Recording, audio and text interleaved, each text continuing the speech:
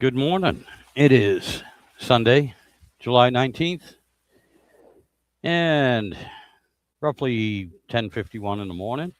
Welcome back to Sidewinder Shed. Um, yeah, I wasn't on last week. Last Sunday was my birthday, and believe it or not, my sister's other brother lives in New Hampshire, and his wife came down for my birthday. Yeah, say hi, guys.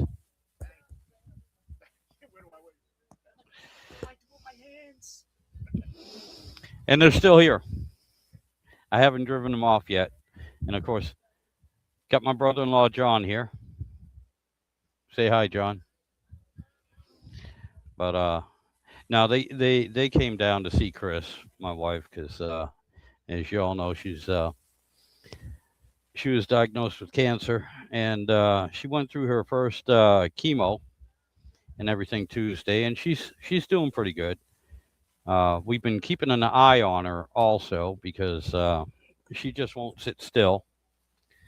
She wants to do stuff, and most of you guys on here know what that's like.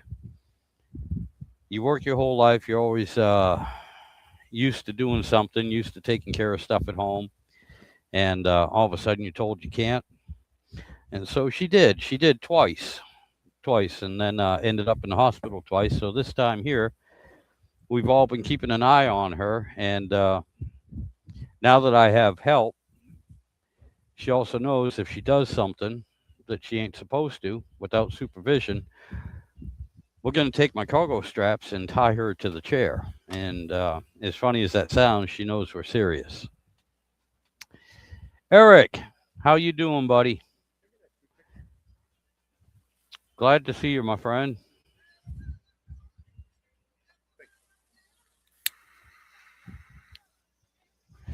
Oh yeah, I know. I know. I'm sorry. It's not my usual time. I'm running later than normal.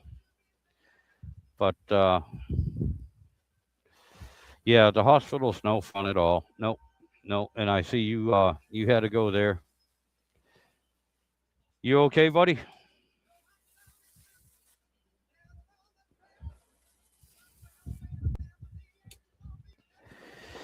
Everything going okay with you, my friend? And don't worry about saying anything because we got music in the background, and I know they'll probably have me take this video down instead of it being shown. Because honest to God, my channel's not big enough that it automatically gets flagged for anything. There's just always somebody goes, "Oh, that's not right," but he's not licensed to have that, and they report me. Um, but anyway, so pretty much anything that goes on this live stream will not be rebroadcast later.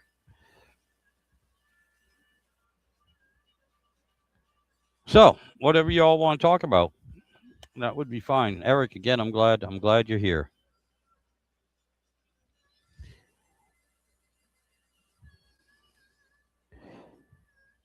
All right, so your mom was in the hospital, is what I'm getting. Um, I don't have my glasses on, one. And two, WCI, I'm assuming that's the European equivalent of the ER or hospital. I'm not really sure what that stands for. No, I'm fine.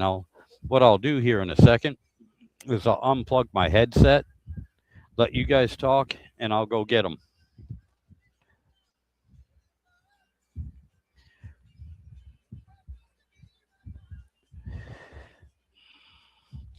Eric is a good friend of mine online, and he's a Viking. All right, he's also a gearhead. Uh, my brother-in-law Joe, he's transmission dude. And you've been doing transmissions how long, Joe?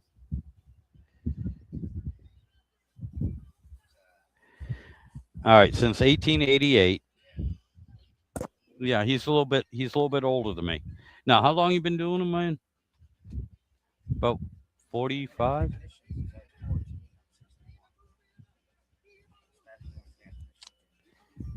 All right, so right around almost half a century.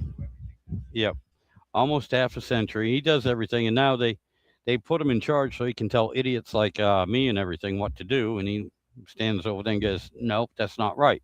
What's the right way?" Well, fuck, figure it out. And then I'll keep telling you you did it wrong.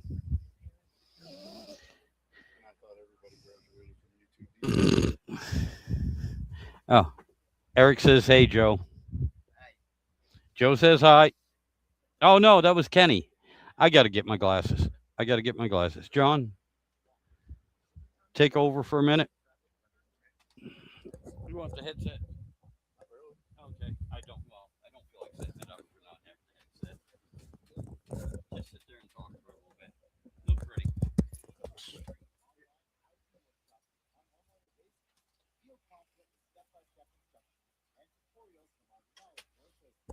Can't hear anything anyway.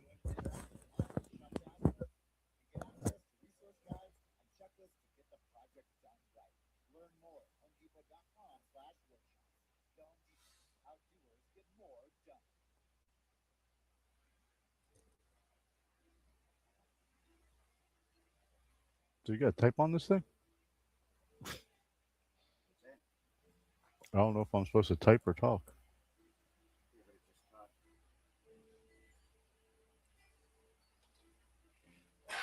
Oh, good. He's back. Did you actually say anything, John? I said stuff. Nobody talked. Oh, okay. Oh no, you just a placeholder for me. All right.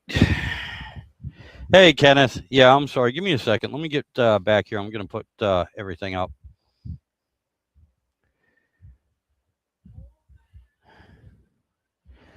All right, Eric. Eric. Yeah, and I'm so terribly bad at remembering what I've said to whom. Yes, I got you, buddy. And Kenneth. Yes, thank you for showing up, buddy. Always good to see you. Um. All right. You're at Duncan, headed to work. Loading Hopewell, then to Columbia. That's right. You guys got a Duncan down by you, don't you? I forgot about that. Yeah. Do we? Do we? We do. Oh my God. Yeah. I guess we have a Duncan up here too. The only thing is, John's coffee and my coffee are better.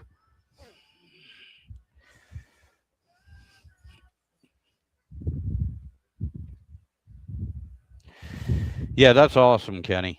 That is awesome. It's and I'm sorry for those that don't understand. Um,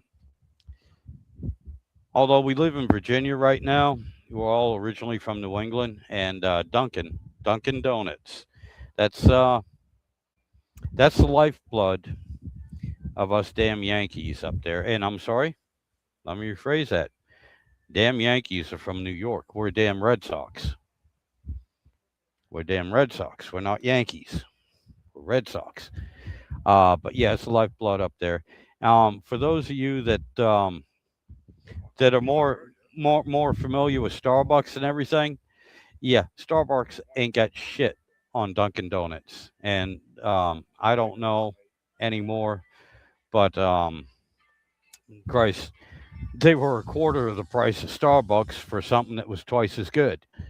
So if anyone out there ever goes to New England, and if you hit Virginia and you're tired of paying $27 for a regular coffee at Starbucks, well, for about $5, you can get a damn good coffee at Dunkin' Donuts. And if you hit them at the right time, you can get a free donut too. At least that's the way it used to be. I haven't been there in friggin' decades.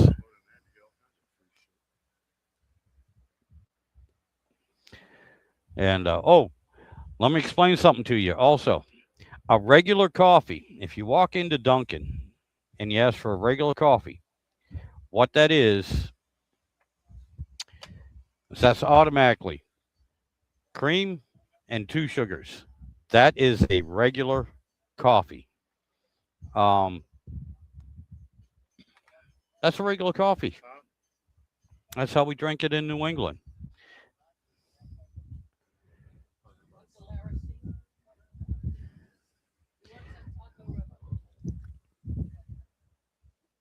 Okay, I got distracted. What were they asking about? Uncle Larry? Oh, oh, oh, oh. Okay. All right. Well, anyway, just an interesting little tidbit about different regional areas.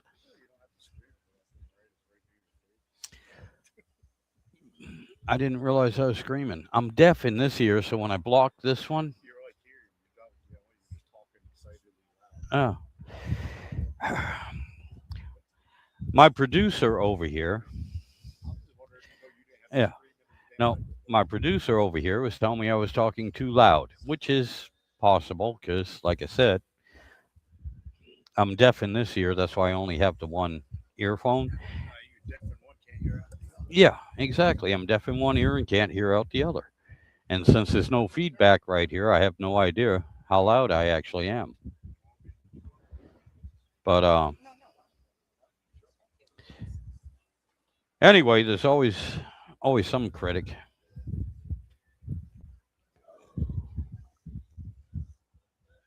But I wasn't on last week. Chris, my wife had just got back, just got out of the hospital, and my brother-in-law and his wife, Karen, again, say hi, Karen. They showed up, and thank God, because I had to go back to work last week, and so they were here to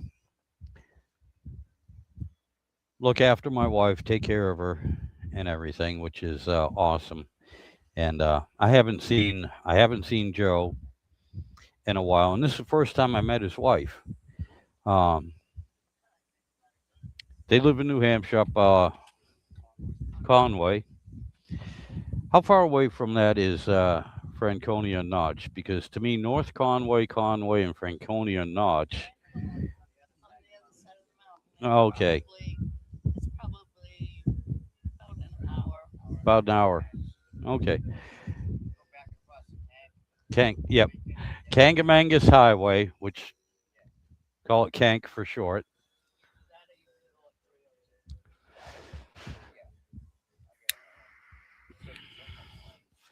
But anyway, that's and my nephew Kenny here, he would know the area because as kids and everything, we spent a lot of time up in that area. Um, and it's a great place to go camping.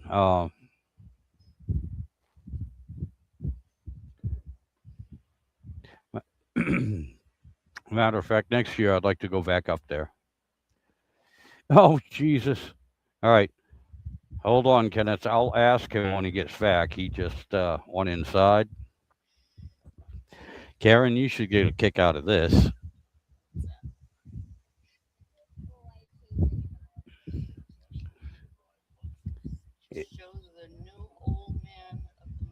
On the mountain. Yeah, yeah. For those of you that don't know, and matter of fact, it's on the New Hampshire license plate. You see the outline of it. It's called the Old Man on the Mountain. It was a rocky outcrop up there in North Conway, but due to erosion and everything, it fell off years ago. You can Google it, and it's a big deal. And so my nephew Kenny was asking, yeah, is Joe the new Old Man on the Mountain? Now, when he comes out here, yeah, it is Old Man of the Mountain. But Joe, do me a favor, give me a profile. There you go. Yep, he would work as the new Old Man of the Mountain.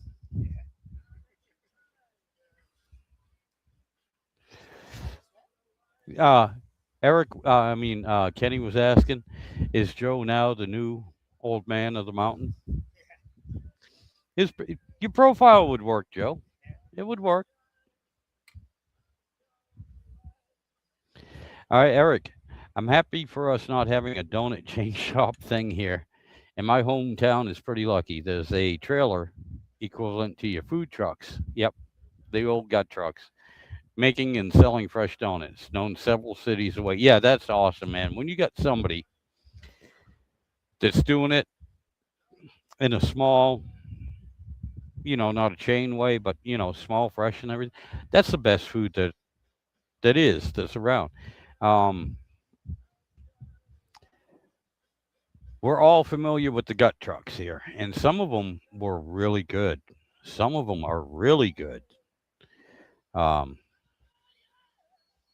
Unfortunately, majority of them aren't, but some of them are very good, and they have a very good reputation.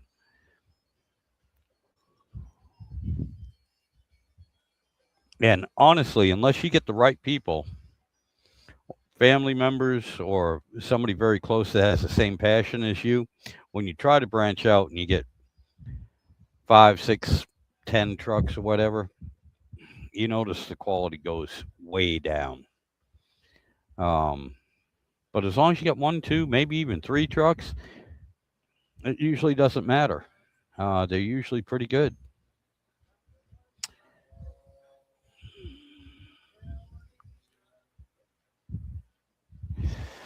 But yeah, anyway, I just figured I'd hop on here for a little bit, so y'all don't forget about me.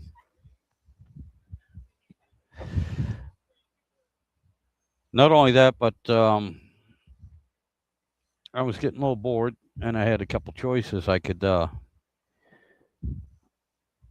help my brother-in-law Joe here in a little while. Change a headlight on a 2014, 2015, 2013 Subaru Legacy. And that's not as easy as it sounds. The way they recommend it is to pull the front bumper cover off. We're not going to do that. Or you can go in under the plastic shield that's under your fender,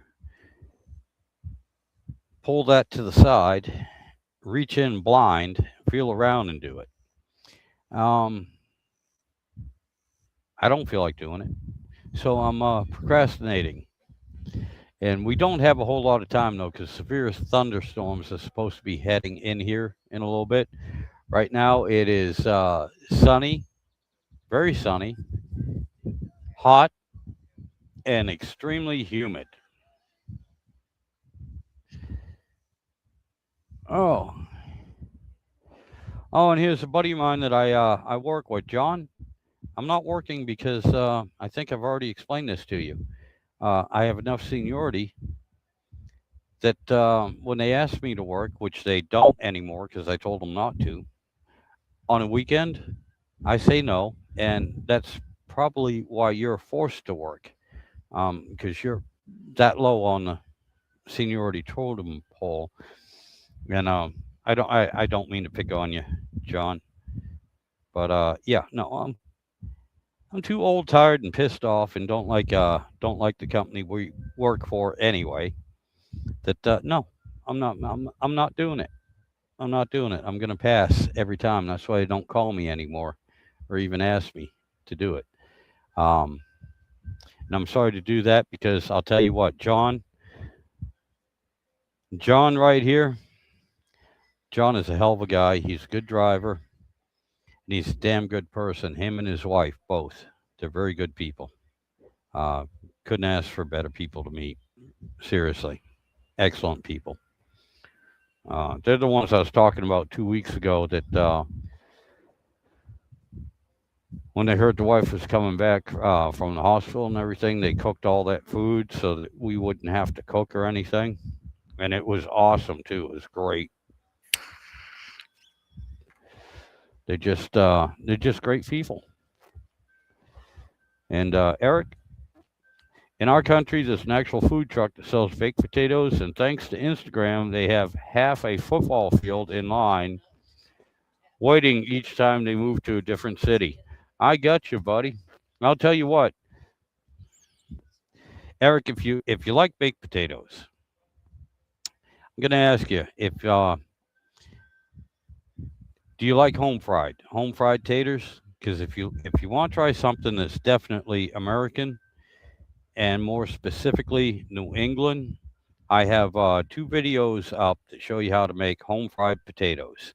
They're um, they're basically more or less a breakfast type food, but you can have them with anything at any time.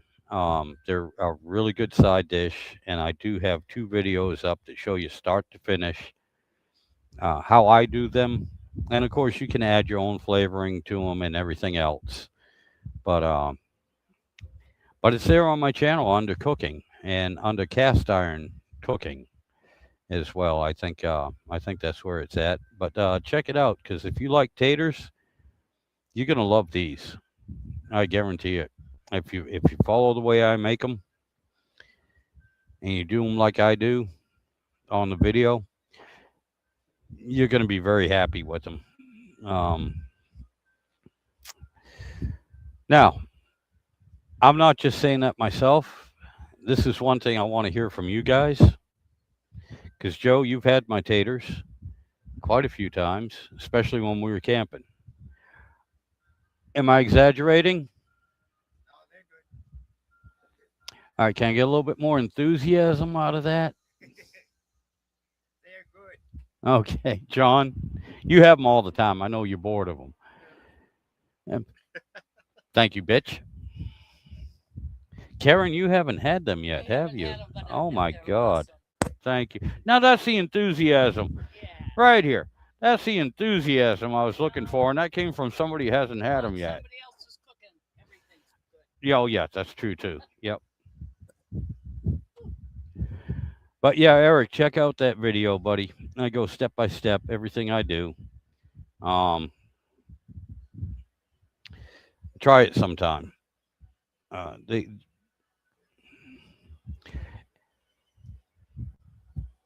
It will give you a food orgasm. I guarantee it.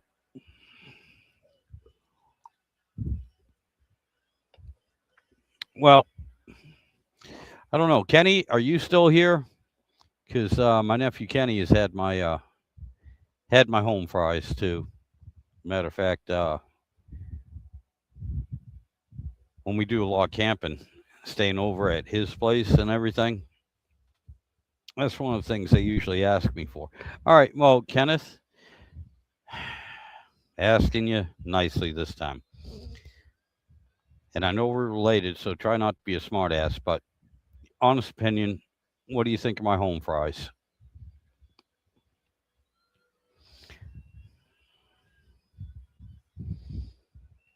Because I'm actually trying to, help Eric out and a few other people that might be on here watching me. And I'm not bragging, but especially Eric, he's not from the United States. He's overseas. So, do you think it's worth the effort to make my home fries? Because it is quite a bit of work.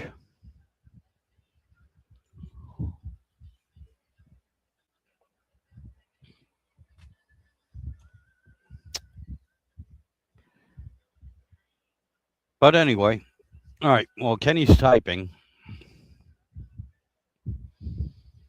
Or gets a chance to answer. Guess we'll move on to a different subject. I got. Oh my God, Joe. I got a lot of people watching me right now. There's 4 of them. I think my highest was 19. My average is 2, and my second normal amount for watching me on live stream is about 7. You know, yeah. Again, that's why I said I'm not too worried about the background music coming through because I'll probably have to remove this live stream video. So what you're seeing right now might be up for a couple hours until some nosy Karen. What? I said some nosy Karen. Oh, I was gets online and says, "Do you have a license for that music?" No, I don't. Well, you need to take your video down. My channel is so small. that the algorithm doesn't catch that shit, so they don't do it automatically until somebody puts in a complaint. And I'm sorry, you heard the story about the Karen and everything. Yeah. Believe it or not, Karen did not know what a Karen was.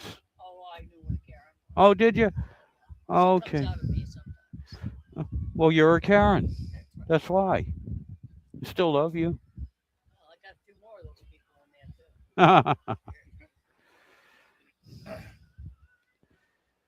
All right, I knew you had to put something in there, Kenny. But yeah, thank you. Yes. And I'll tell you what, I was not drunk when I made the video about making the home fries, so they'll come out good.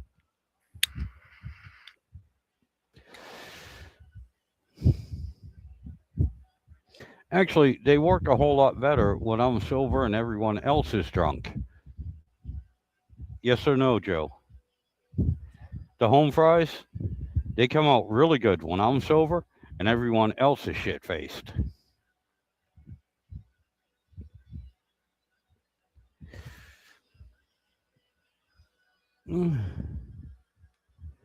Oh, Kenny, I'm sorry. I'm still here, buddy.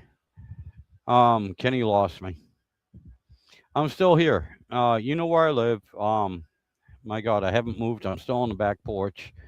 If you need to come down, I can give you directions. I'm not going to do it over the live stream though. But all right, Eric, you're back at the computer. Good, awesome, dude. Easier to type. I'll check you. I'll check out your tasty videos. Yes, please do. On my channel, I do have a bunch of cooking videos and stuff too for those that are. I'm not a chef. I'm not even a cook, but I can make some good things. The taters are one. Uh, my chicken wings are the other. Yes or no, John? Chicken wings? Chicken wings are good. They're called afterburners because they're a hot wing. They're a breaded wing. They're hot, but it's not in your face hot. You eat 3 or 4 of them, and that's when the heat starts hitting you, and it don't stop. And I've had people like, I don't like spicy food, and they've ate them. And they're like, well, that's not really that spicy. And then they're sitting there going, oh my God, now the heat is hitting me and it won't go away, but I can't stop eating them because it's not just the heat, it's the flavor too. And both the flavor and the heat not only is on the breading, but because I soak them overnight and everything, it's all throughout the meat. So it doesn't taste just like, you know, chicken. It's got flavor throughout it. And it's not just a hot flavor, it's not just spicy hot flavor. It's got good base flavor that has penetrated the meat. So you get a mouthful of flavor every time, no matter if you're just eating the breading, which has the most flavor, but also the meat. If you take the breading right off of it and just have the meat, you still get the flavor and you still get some of the spice too. Not as much, but you still do. And with that being said, though, Joe over here, who's going to walk past me in just a second, he's a goddamn good cook as well. Make anything you want. He's damn good at it. John's a good cook as well. And so my wife and a lot of the women here that we know,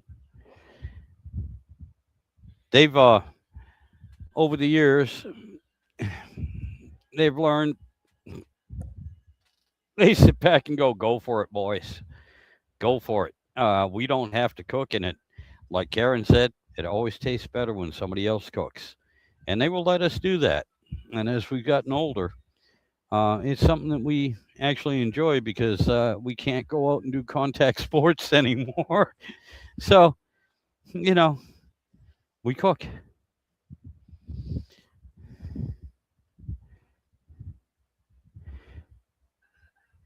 Oh my God. All right, Eric. Now, Eric, like I told you, he's a Viking.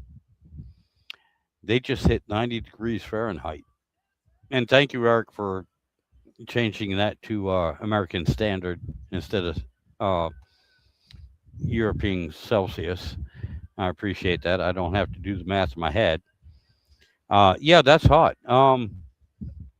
Last few days here, over 100, 112 degrees Fahrenheit down here in Virginia. I got a few pictures of the thermometer that was sent to me on my phone, depending where you were. So yeah, it's been hot. And what was it last night, sir? I'm not even gonna guess because you said it was up to 90 degrees Fahrenheit. Now, did it get warm last night, or did it do like it did here and go from 100, oh, just down to a very comfortable 86 degrees Fahrenheit?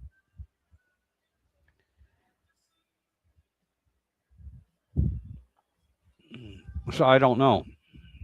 I have no. Oh, 50 degrees. Oh, yeah, that is a big 40-degree difference Fahrenheit. 40. Yeah, that's a big difference. That's a big drop. It went from 90 to 40. Yeah, that's a big drop. Yes, that went from I'm in hell and I'm dying to how the fuck did I get to Alaska? I'm freezing, or the North Pole.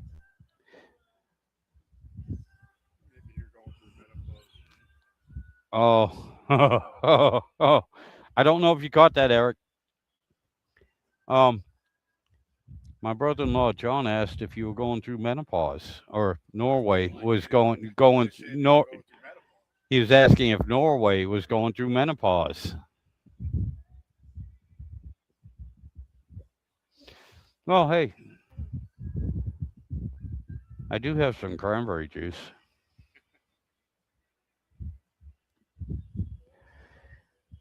What was the name of that movie? Dear Departed. Oh, The Departed. It's a movie with Jack Nicholson, um, Leonardo DiCaprio, a bunch of people. And so if you watch that, yeah, Matt Damon, Mark Wahlberg. If you watch that movie, you'll get the reference about cranberry juice.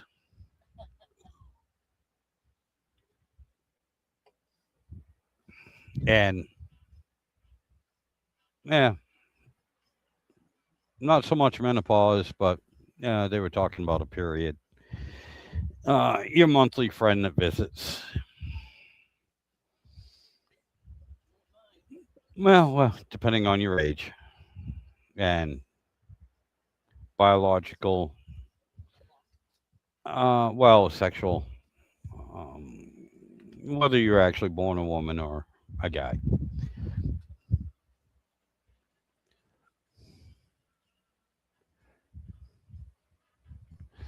All right, Eric says, LOL. I don't know what we as a nation is going or was going through. However, I handled that heat wave so bad it knocked me, wiped me out basically. Yeah, tell me about it, buddy. Yeah. Um, yep. Last Sunday I turned 60. I've never been this old before. I don't know how to handle it. And then we had the heat over 100 degrees. Oh, it kicked my butt big time.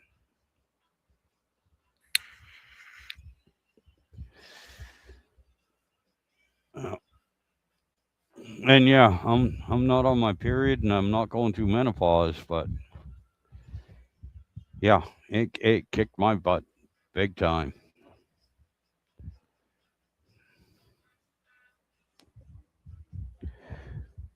Oh, did Joe go to use the bathroom or?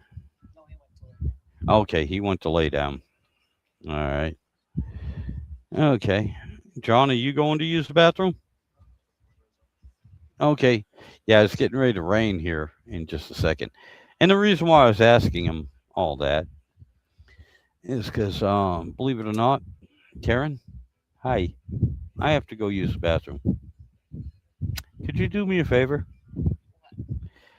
Just kind of sit here and babble. Babble. Yeah, just talk. What do I say? Anything you want. Who you are, what you're doing down here, what you think of me, if you're having fun or not, what you're talking Do you really about. want me to tell them what I think of you? Yeah, oh, yes. Yes, ma'am. Yeah, go ahead. I don't hide anything. That's why they No, see me I was only drinking at 10 teasing. o'clock in the morning. Hell, it's good for the liver. Bad for the kidneys, and I only have one. Ooh, But anyway. All right. I don't know how long he's going to be gone. You have to put up with me. Yeah, I'll be gone for about 20, 25 minutes. And everyone say hi to Karen.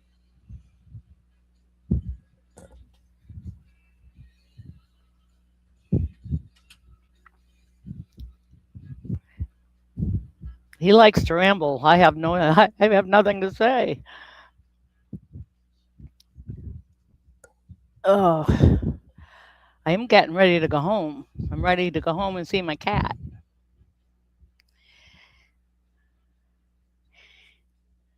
My grandson's been taking care of him while I've been gone.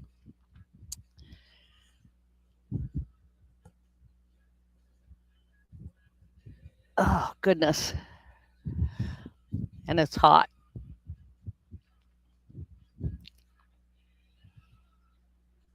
And I'm busy reading stuff on my Facebook.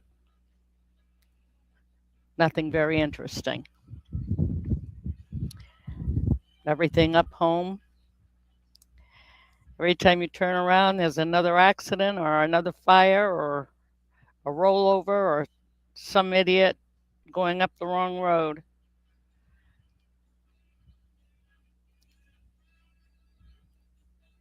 Used to be a nice place to live. Now we have too many tourists.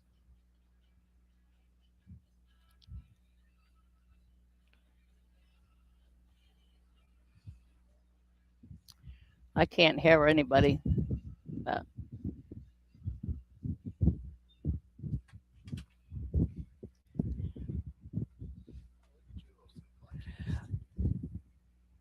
You like stories. Oh. Don't answer, Kenny. Well, you know. Kenny in a corner. I told her don't answer Kenny. We put Kenny in a corner. Yeah, Oh you my like God. stories. Oh, Yeah. Yes. He likes stories. I was just telling him. Tell you a story. Let me tell you about Gonna let me ask tell about you a a man. story about a man named Jed. He didn't live in this. He doesn't live in our backyard. Well, she did. Yeah, here you go. All right. You get your buddy back here. All right. Hold on. Yeah, I'm sorry. And y'all know my co-host, Philip the Third. I forgot to tell him I was coming on late this morning, so I just let him know. Oh, that was Turbo Tom. Turbo Tom. Oh my God, very good channel. Yeah, Excellent for automotive stuff. Matter of fact, I want to turn Joe on to his channel. yeah.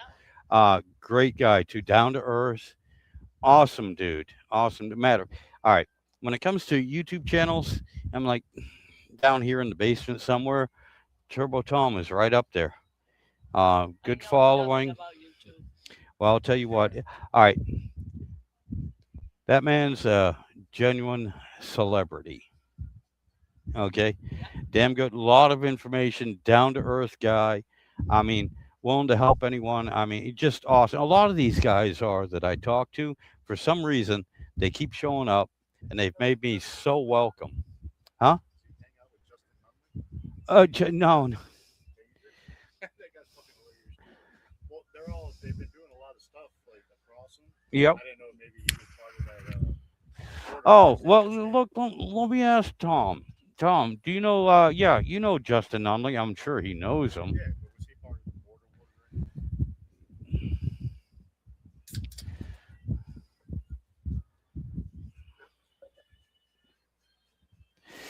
war? Okay, I'm sorry, guys. I'm trying to read some of the, yeah, some of the, Comments? thank you, comments. Yes.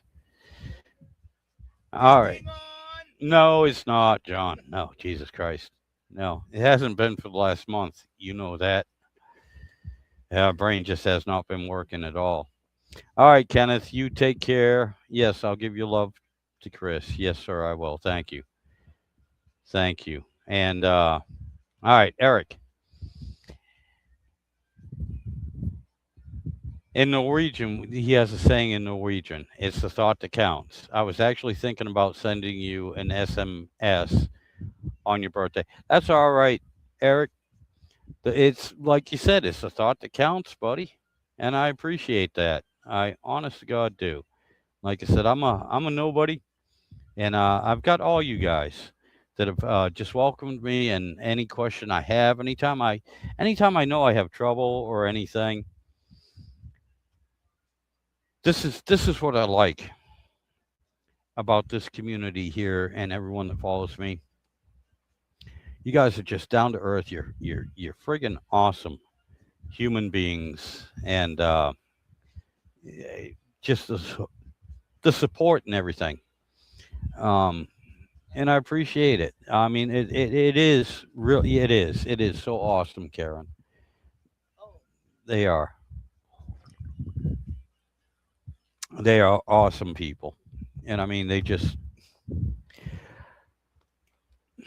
out of all the videos I have out and out of all the live streams I've done, I think I've had maybe five trolls or bad comments or everything like that. And I mean, I don't have a whole lot. I don't have thousands, Just wait till that 30. but I got over 500 or so. All right. And just the averages right there. I mean, it's just awesome because everyone here. Oh, yeah. And Turbo Tom. This is something Joe would get into also, the No Name Nationals. It's a bunch of these hot rodders guys out of the community. They accepted me in, and they all build their cars in their yards and everything, in their sheds. And it was started by a YouTuber, okay? Just regular guy.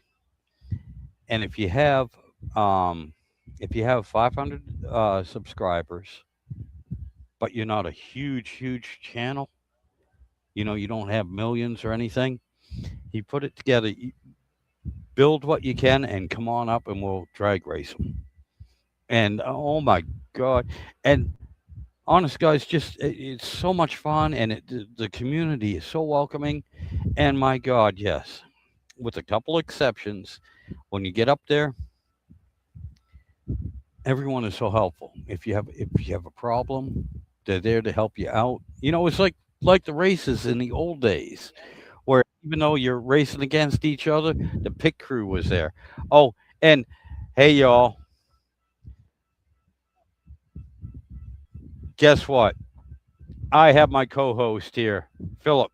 Philip the Third. Yeah. Hey, Philip. Thank you for showing up, buddy. Sure. How's it going? It's going good, my friend. It's Okay, I going gotta. good. I still gotta mess with this phone here.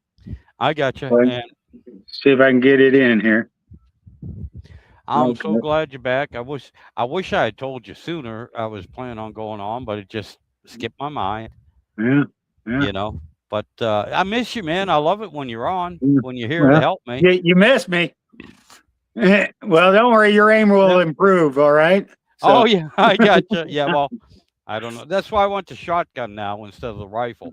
My Yeah, eyes old, aren't as good as they yeah. used to be. old splatter gun, huh? Yep, yep. Eric says, "Great to see you, Philip." You know, Well, thank you. yeah.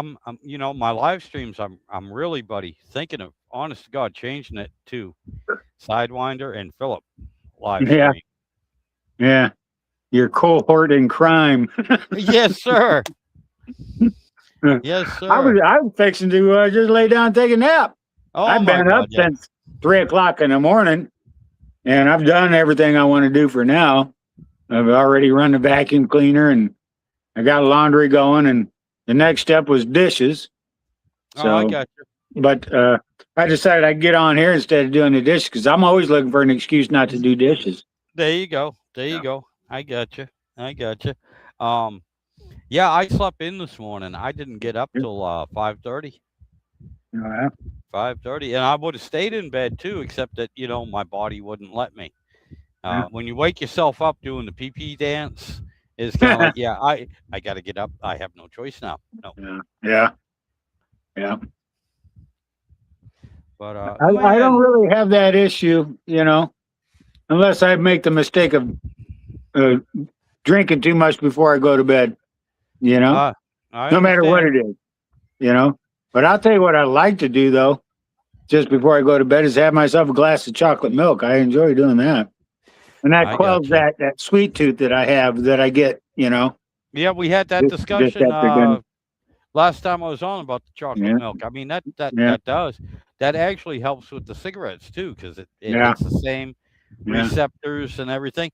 But Mhm. the only problem I have with chocolate milk, unfortunately, is the sugar.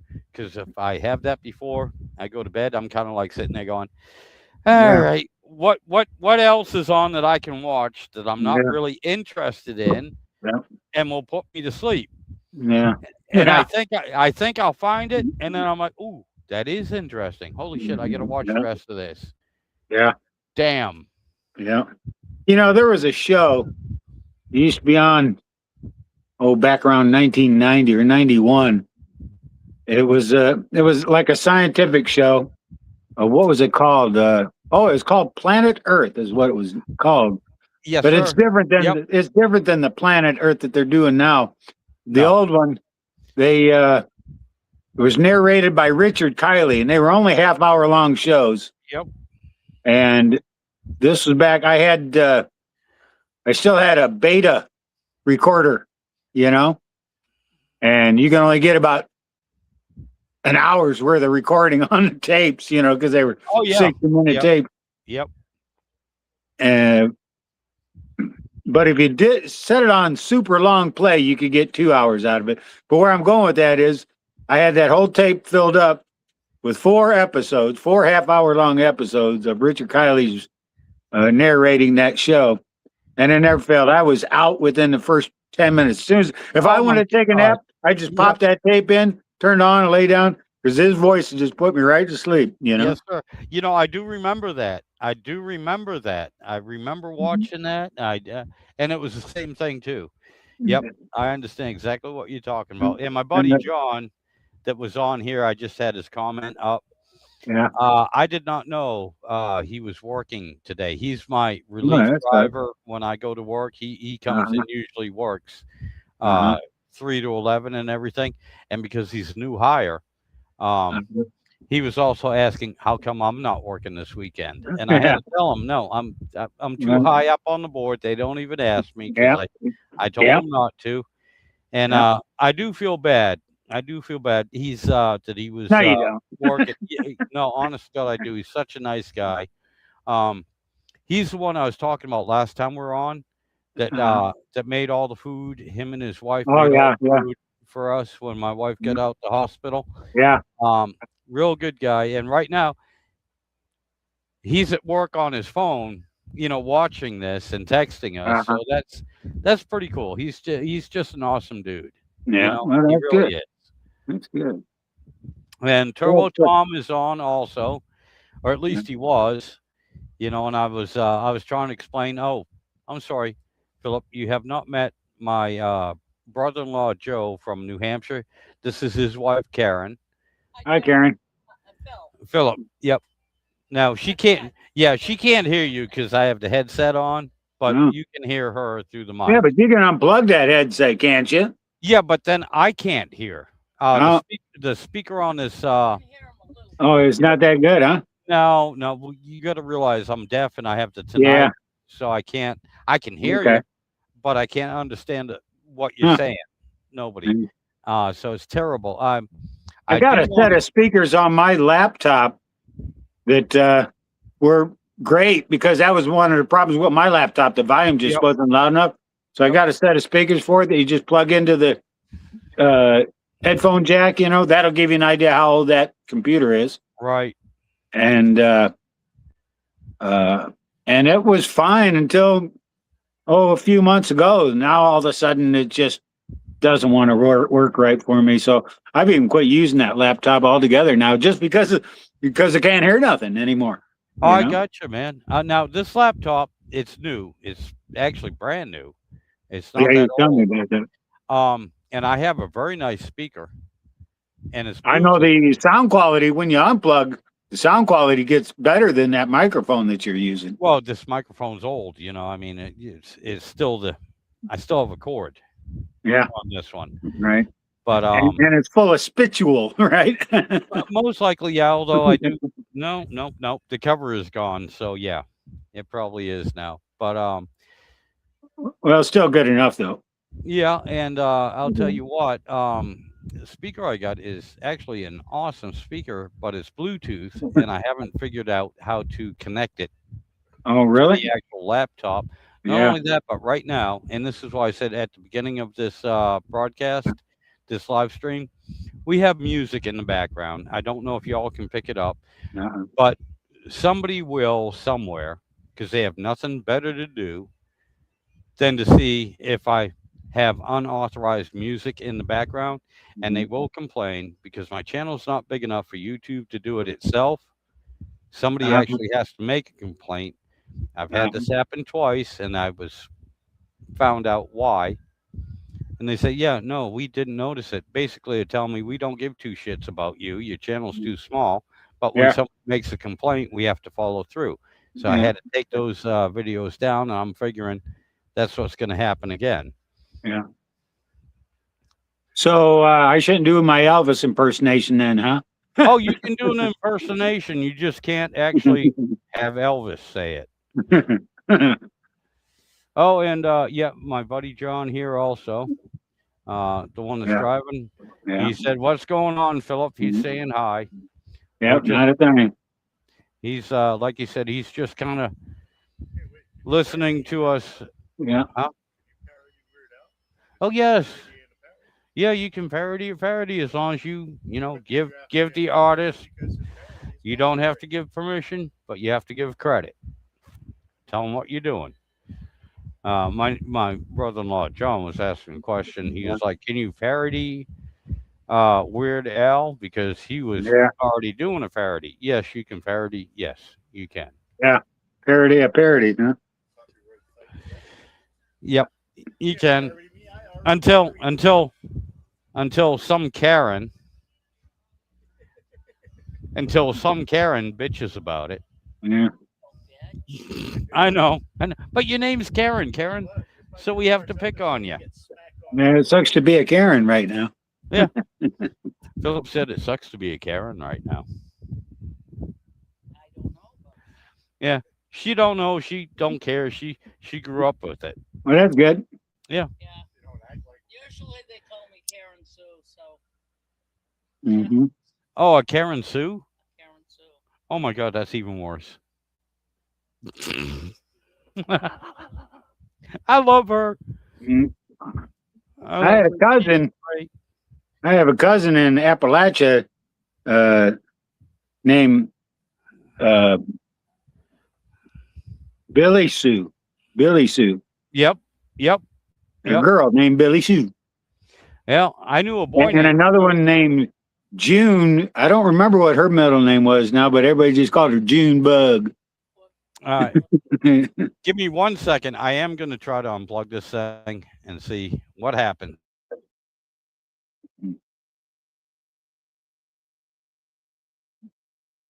Yeah, see, now that your mic isn't working.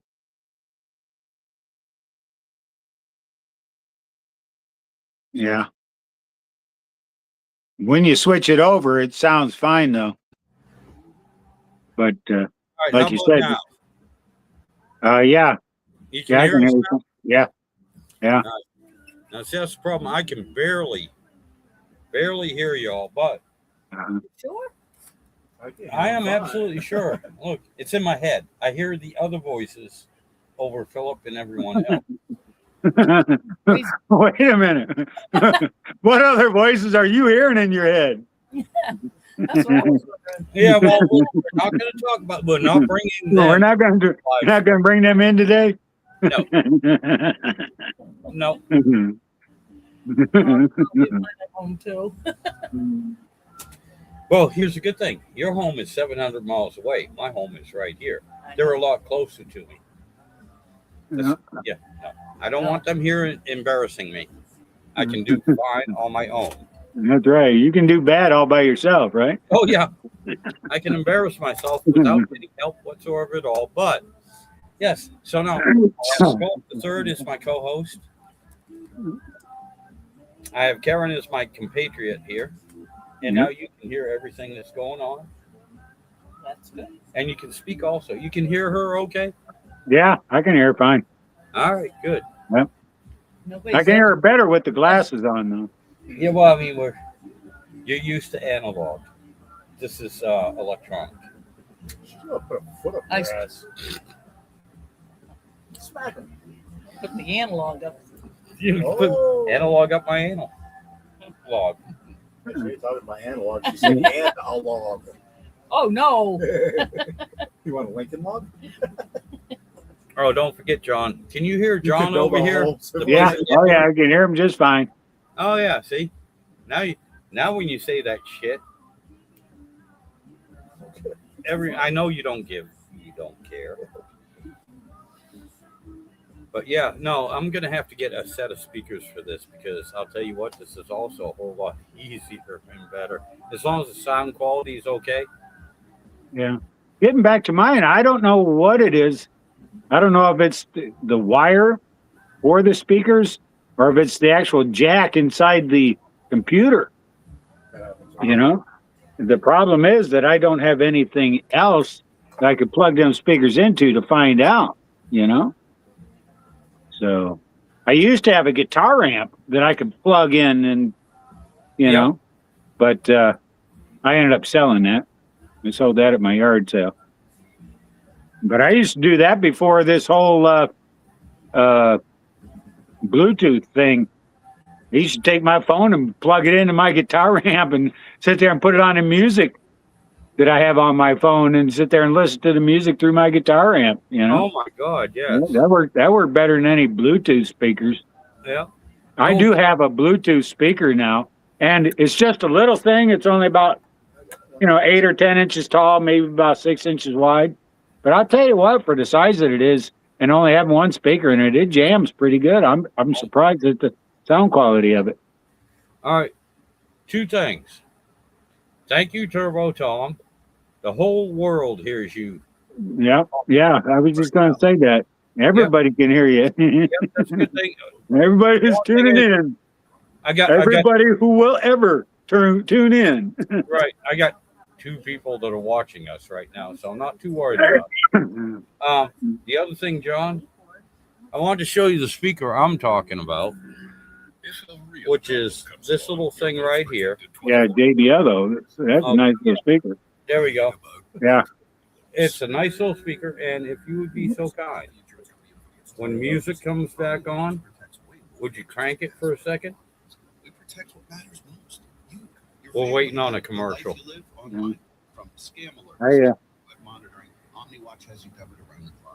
Okay. Yeah, I got mine through Walmart.com, and it was just a cheapie. I think it was only like $30 or something, because those Bluetooth speakers can get expensive. That JBL is probably close to $100 for one of those, and I think I'd give $29.95 or something like that for it. Here's And, another one, and this one is nice because you can leave it outside. It's all waterproof. Yeah, it's all sealed. Yeah. There we go. That's playing loud enough. Now they're going to shut you down for playing CCR. Yeah, like I said, I'm not worried about that. But They're not going to shut me down during a live stream, but when it loads back up, you won't be able to watch it again. They'll shut it down. yeah, they'll cut it out, edit it out, huh? Yeah, and like I said, I've already had the discussion with YouTube. Honestly, back when you could actually talk to somebody. And what they told me was, no, your channel, basically, they told me, you ain't big enough to worry about, but when somebody makes a complaint, we Yeah, have to they follow through and then check it out. And that's what happened. The algorithm doesn't catch it on its own. Somebody has to complain. And, you know, you got, like I said, you got some Karen out there Yeah. that just wants to bitch about something.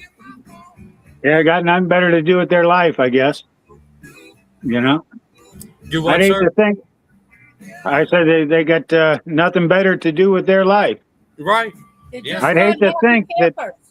Yeah, I'd hate to think that my life was that goddamn boring that all I had to do was complain about what I see on online. You know, we've Eric, got a lot of problems. yeah, Eric was asking about, talking about the speaker here. Now, Eric, the biggest problem is I just haven't figured out how to connect the laptop to the speaker. I do have the options, but I haven't gone through to do it. It's a little different than my phone. Yeah, And I just, you know, most of the time I don't need to because I'm just sitting here by myself yeah. with I wonder if Philip I can do it with Just- mine. yakking. And most of the time, too, nobody else that's even out here on the porch wants to hear anything I'm talking about. So Yeah. I just haven't done it. It's laziness on my part, basically. Laziness. Lack of knowledge and laziness, both, you know, combined thing. That's all there is to it. Well, how's the weather up there anyway? Oh, It is hot and humid. Really? Yeah, we got Well- storms coming in right now. There's supposed to be some severe thunderstorms, and so, you know, the humidity, you can actually watch it Yeah. walking in, Yeah. and you can definitely feel it. Oh yeah.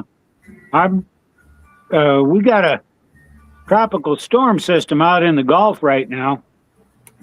That they for the last couple of days they've been saying, "Oh, this is nothing, until it became something, you know. And thank you guys. and what that's doing is that's stirring up a lot of tropical moisture that's coming up this way. So it's humid as hell here, and then the sun is shining, as you can see. So Yep. yeah, it's absolutely unbearable. The This is sun about was, the time of day that I normally go in and hibernate, you know? yeah, about a half hour ago, right before you showed up or so, the sun was out here. It was bright as hell, but I mean, all that did was just you could then see the air and the Hit moisture haze, right. in the air, and it Yeah. was miserable. Yeah. So yeah. Oh, by the way, Karen, Philip is in Florida, so if you think it's hot and humid here, Yeah, You're it's up all- there. Golf side? nope. Well, yes, you're on the Gulf side, aren't you? You're on the west part. Yeah, Of Florida. I'm on the northern part of the Gulf. Yep. I'm that part of Florida that nobody wanted. I was telling Mark this story, Karen, that the whole reason why this part of Florida exists is because there was an argument going on between Alabama and Florida as to who gets this part of Florida, and Florida lost the bet. Alabama's like, we don't want it. Florida's like, we don't want it. Well, let's flip a coin. You know? You're right on the border almost, huh? Yeah. Yeah, All right. No. Eric, let me put it this way.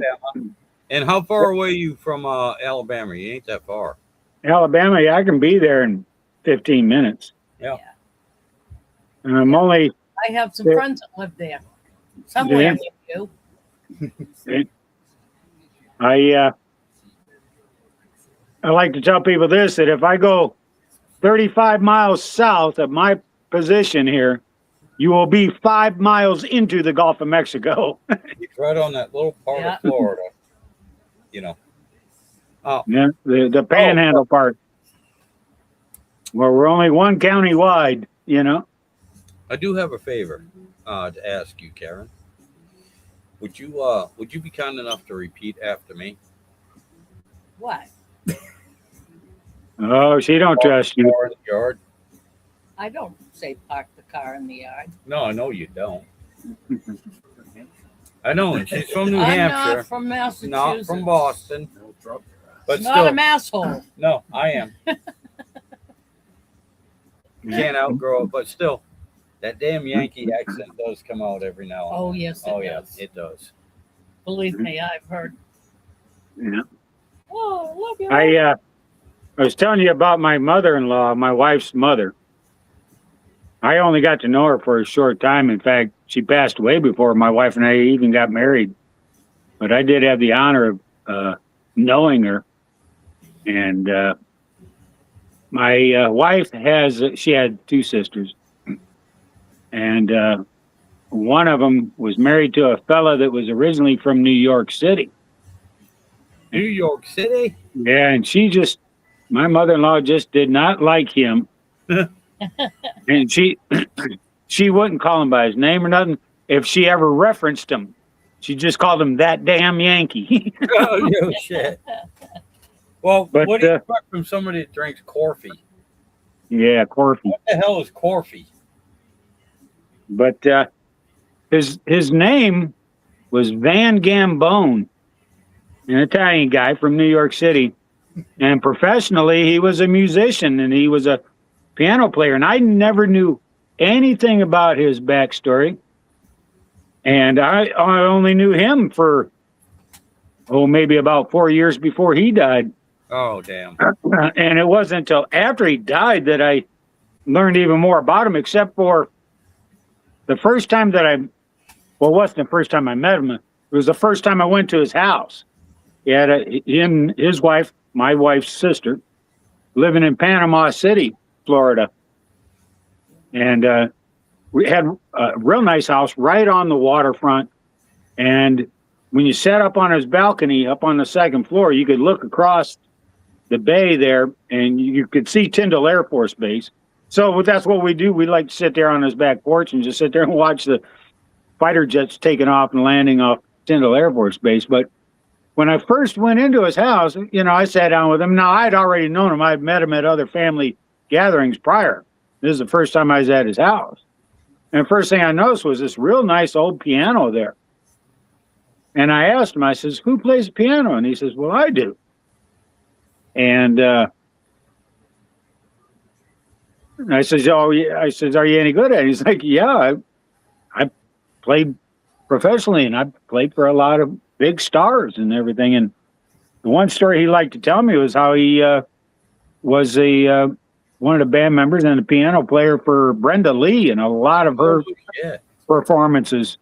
And with that being said, I'll send you a link because I saved it on my YouTube channel of a YouTube video way back in the early 60s of him performing with Brenda Lee, No and kidding.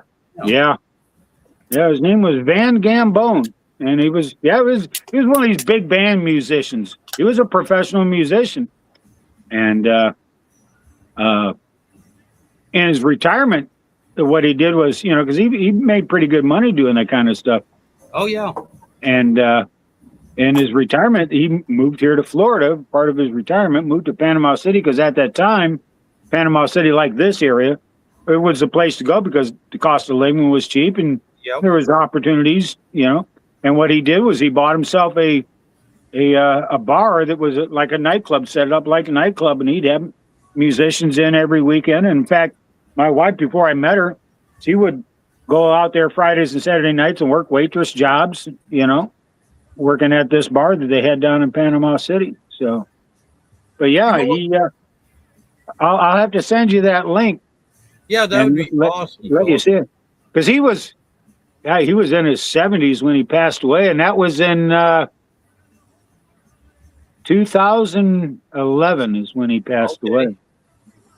But I had known him, like I said, he passed away in 2011. I knew of him. The first time I met him was like in 2004.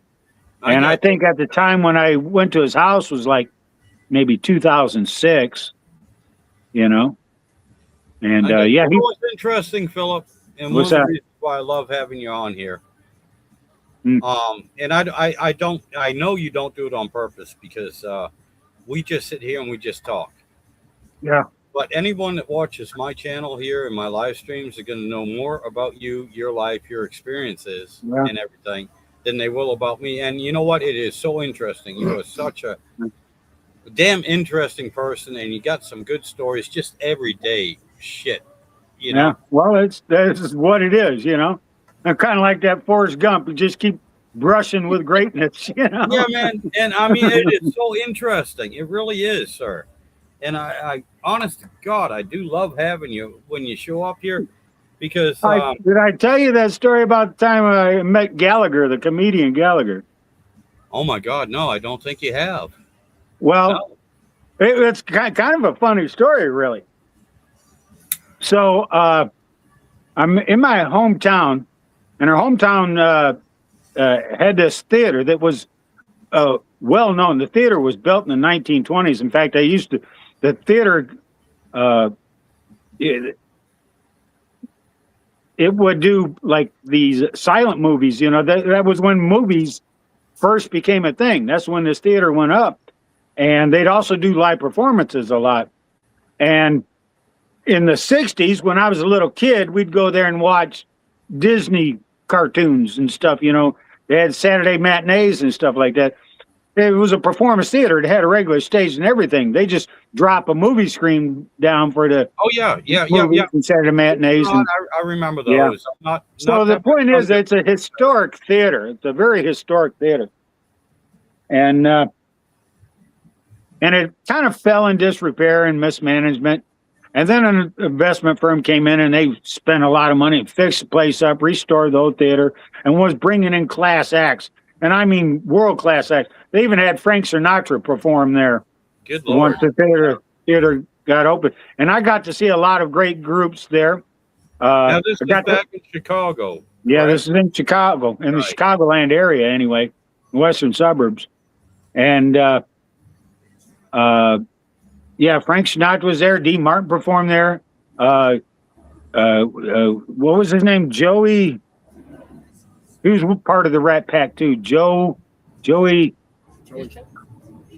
Bishop. Yeah, That was Joey good. Bishop, John He was Haddon. also there, I You said, call and he actually no. warmed up for Frank Sinatra, you know. And I got to see the Kodo drummers there, and I got to see Sam Kinison and Pauly Oh, Shore God. there. Yeah. Pauly Shore warmed up for Sam Kinison. And but here's the story about Gallagher. So Gallagher's coming to town. At that time, he was big, you know. And I'd heard that he was coming to town, and tickets were already on sale. Now, at the time, I was living in an apartment above a cigar shop in the downtown area. And the theater was just around the corner, 1 block away. Gotcha. So I go down to the theater, go right to the box office to get my tickets. I'm going to buy 2 tickets. And I bought those tickets like 2 months in advance, right? I was looking forward to seeing Gallagher perform. And for 2 months, after having these tickets, for 2 months, I got to stop here. When I went to get the tickets, the theater was almost already sold out. Yep. And the best seats that I could get were either way in the back row, up in the mezzanine level, or I could have front row balcony seats. Okay. All right. So I took the front row balcony seats over Yep. the mezzanine level. And so now I've had these tickets for 2 months, and I'm single at the time, and I know girls, and I'm hanging out in clubs and whatnot, and I'd be asking girls who do they want to go with me, and I got turned down an awful lot. But the point is that the night before, about a week before Gallagher was supposed to perform, I'd asked this girl, and she said, "Yeah, sure, I'll go with you." And when I go to her house, she stood me up. Wasn't anywhere to be found, Oh damn. you know? And the people that were in, it was like her family or something, you know. "Oh, no, I don't know where she went. I don't know," you know.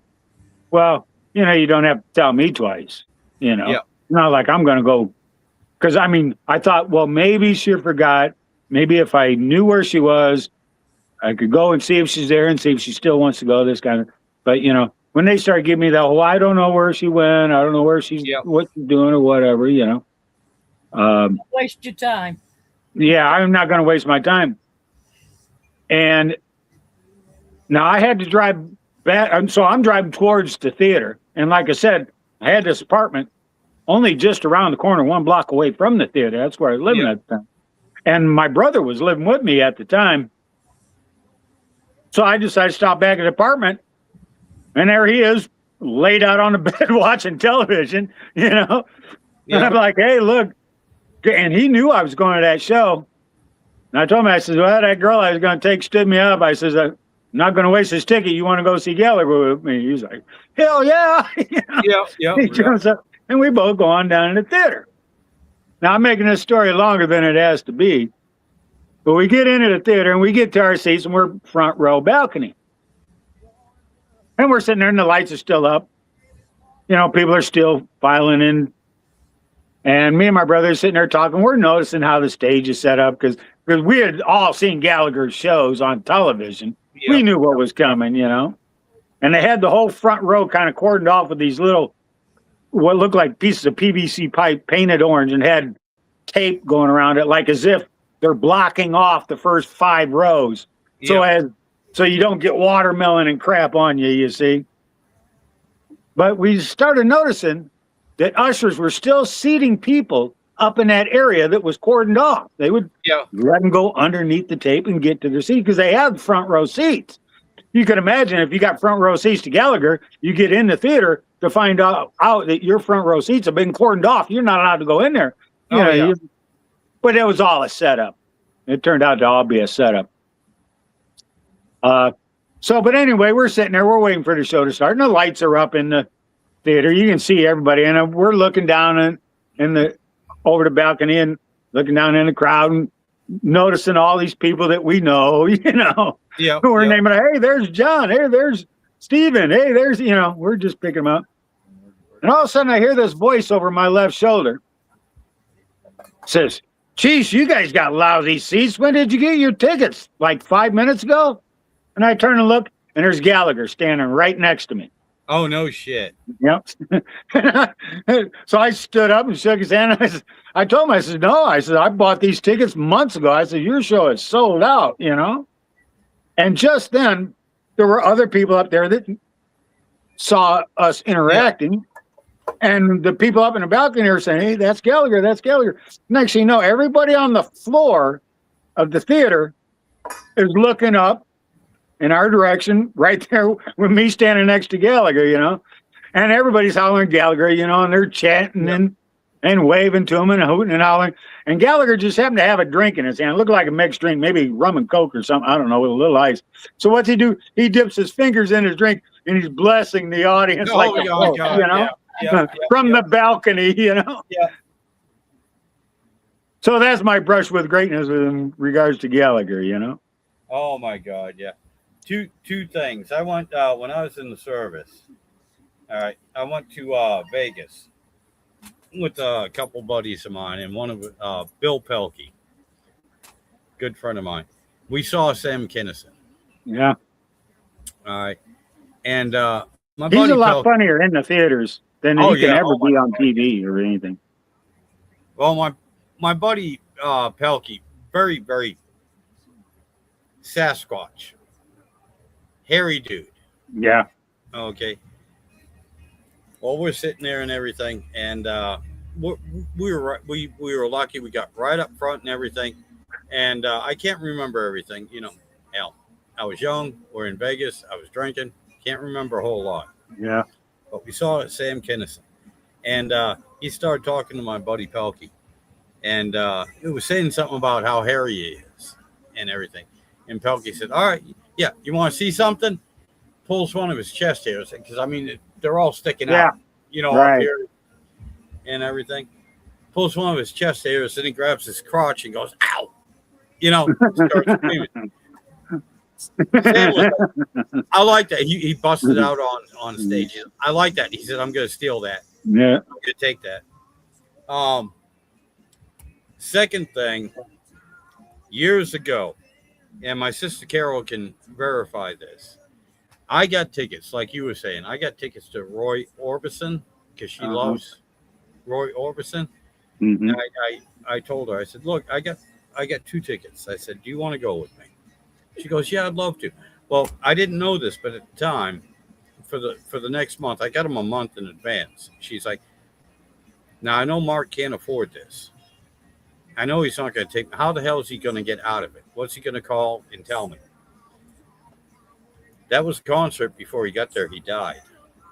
Oh yeah. And she calls me back up and she goes, how the hell did you do that? I'm like, what? Roy Orbison died. She goes, I know you didn't have the actual tickets. How the hell do you have him killed? So you get out of this. Well, I couldn't get the tickets. Yeah, I was like, I told the guy, I you was better like, give no, me some sorry. tickets. No, You know? well, up until my house burnt down and I lost everything. And that was what, 20, that was in 1999? Well, I think I might have told you this story before, but once again, when I was still up in the Chicagoland area, I gotten tickets to Stevie Ray Vaughan Oh, yeah. for the Saturday show, and he played it was actually going to be an Alpine Valley Music Theater, which is an outdoor theater just over the state line into Wisconsin. And I had tickets to go to the Saturday show. Well, he had performed the Friday night show, and on his helicopter return ride back to downtown Chicago, that helicopter went down and crashed, and he got killed. Yep. And at the time, all I could think about was how I got ripped off out of my money, because they were not cheap tickets, No, And neither was I was Roy mad as hell. And here was the thing: I was hell bent and determined to get my money back. I mean, I would have liked to see Stevie Ray, but at that time I had a different mindset, and I worked hard for that damn money, and I wasn't about to be out that money. So I took the tickets back to the Ticketmaster and got a refund, got a full refund. Now, I kept my tickets. I had them until my house burnt down, and that's when I lost them. well, here's where I'm going with that. Yep. Had I held on to them tickets and still had them today, you know what I could get at auction for them tickets? Oh, yeah. Oh, For my the God. Stevie Ray Vaughan show that he didn't perform at, Yep. Honey, would they'd you be call worth me, please? thousands of dollars. Oh, I got you.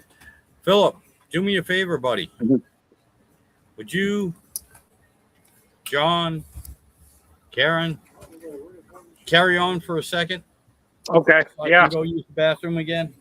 Yeah. Go ahead. I'll go get a beer. All right. Well, this is all on you, Karen. You Oh, talk. You don't have to wear the headset now. I know. If you want to. Yeah. Oh, so you're just walking along with your. Yeah. I just grabbed my phone and come in the kitchen. Oh, You can still see me all right? I That can light see has you all kind of right. speed up. the light is behind you. Yeah, I'll turn it at a little bit of an angle that way. He's kind of like glowing. Oh, he's got It's like a halo. Got a halo, right? Mm.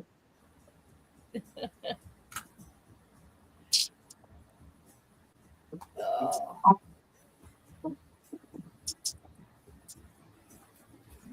Now I need a he's- reload.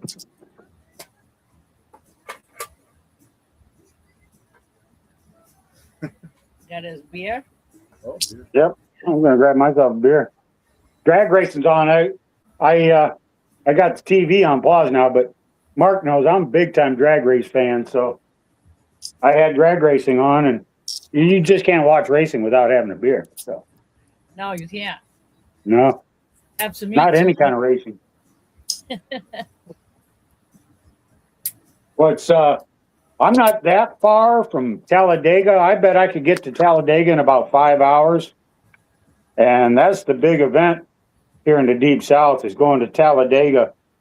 But there's something's going on up in Talladega right now. My What's that? son and my ex-husband went there. Did they? I'll tell you what, if you want to get a taste of the South, just go to that Talladega race. Hey, put her in. 'Cause I'll tell you what, That's Southerners being true Southerners there. I can't. I didn't hear what you said. I said, if you want to get a true taste of what the South is like, just go to that Talladega Speedway during a big NASCAR race. That's Southerners just being Southerners there.